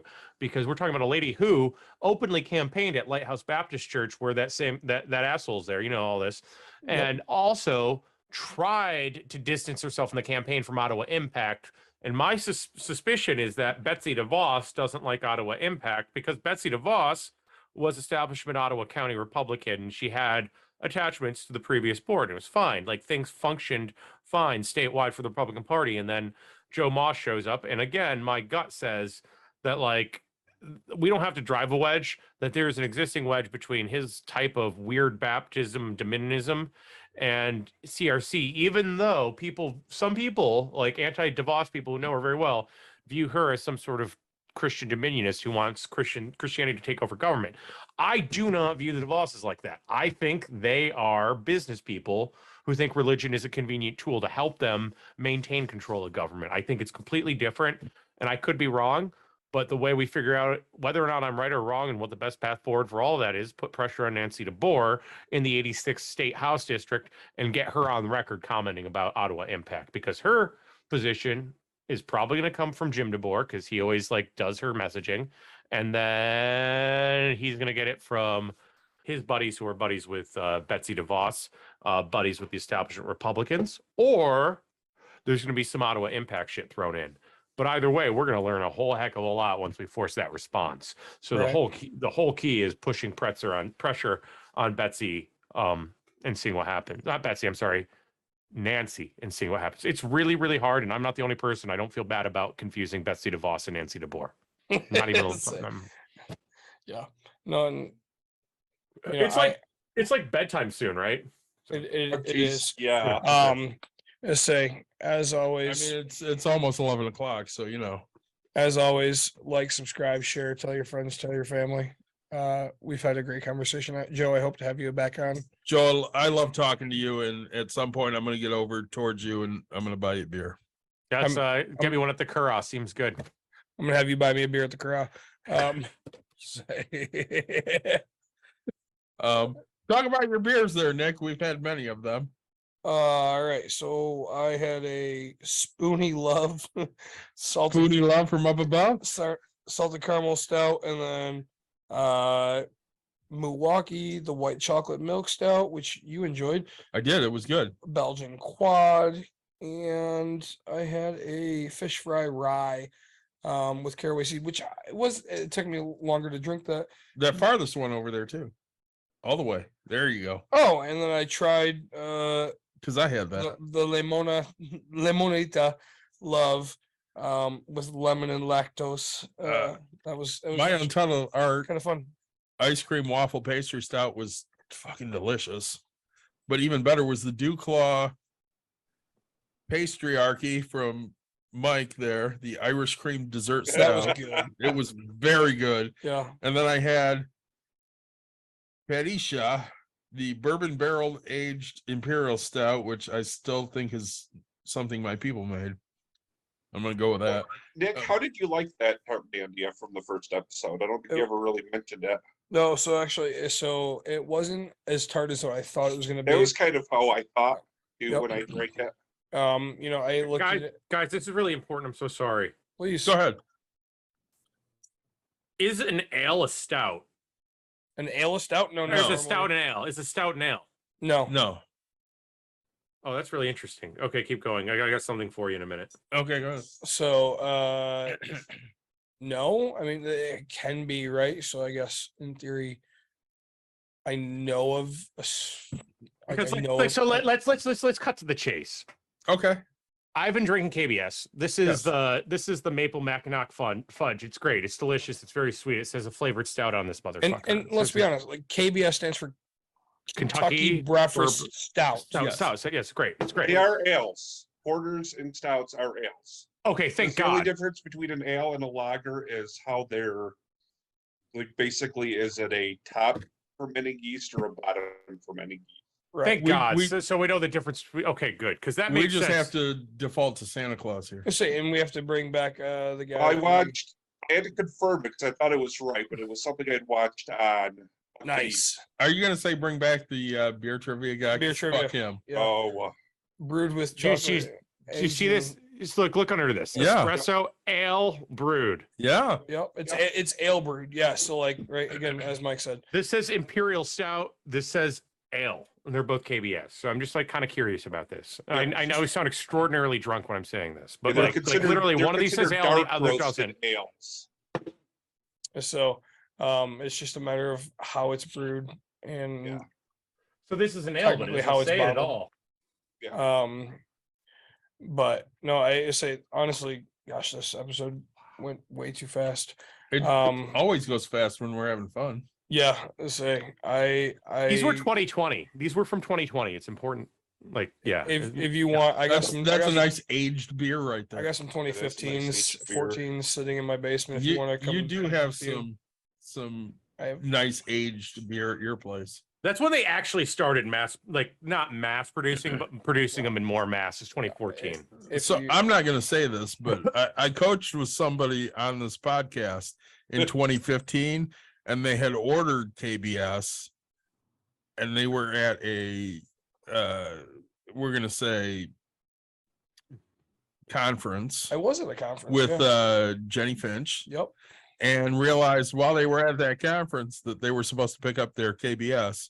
So they sent founders a message and said, "Can I please send my wife to pick up my beer? Yeah. Because I forgot about it." I said I'm with a bunch of youth kids doing some stuff, and I was like, "Here's my ticket," and yeah, that was a fun little. That was a moment. good time. And they're like, "Yeah, dude, nobody makes up a story like that." And I was like, "Cool." So yeah, that was a moment of my life. Good job getting your beer. Good job to your wife there. That seems good. Yeah. Dude, MVP of my life. I'm telling you, like She really saves your ass all the time. all the time. She sent me a message earlier and she goes, "You guys aren't drunk, are you?" I No, went, "No." not yet. Oh, Guys, it's been fun. Like I've got to get to bed. Like I'm Yeah. sure I'm gonna have like my phone blown up tomorrow morning. It just I'm 6 sure a.m. you are. So, Joe, thank you so much for joining us. We will we'll be back next week, even though Yeah. I don't know if that's next week for anybody listening to this. It is. Yeah. So I gotta say one thing. I gotta say one thing real quick. Yeah, go like, for it. Like people might show up to try to mine this for like shit, like Oppo stuff. Like Yeah. just go fuck yourselves. Yeah. It's just saying for a friend. I feel that way too. Yeah. I hope they saw the whole thing. Fuck you, maggots. Hmm. Just saying that right fucking Yeah. now. Thanks for joining us. We'll be back next week, and I guess I got nothing else. Like, subscribe, share. Like, subscribe, share.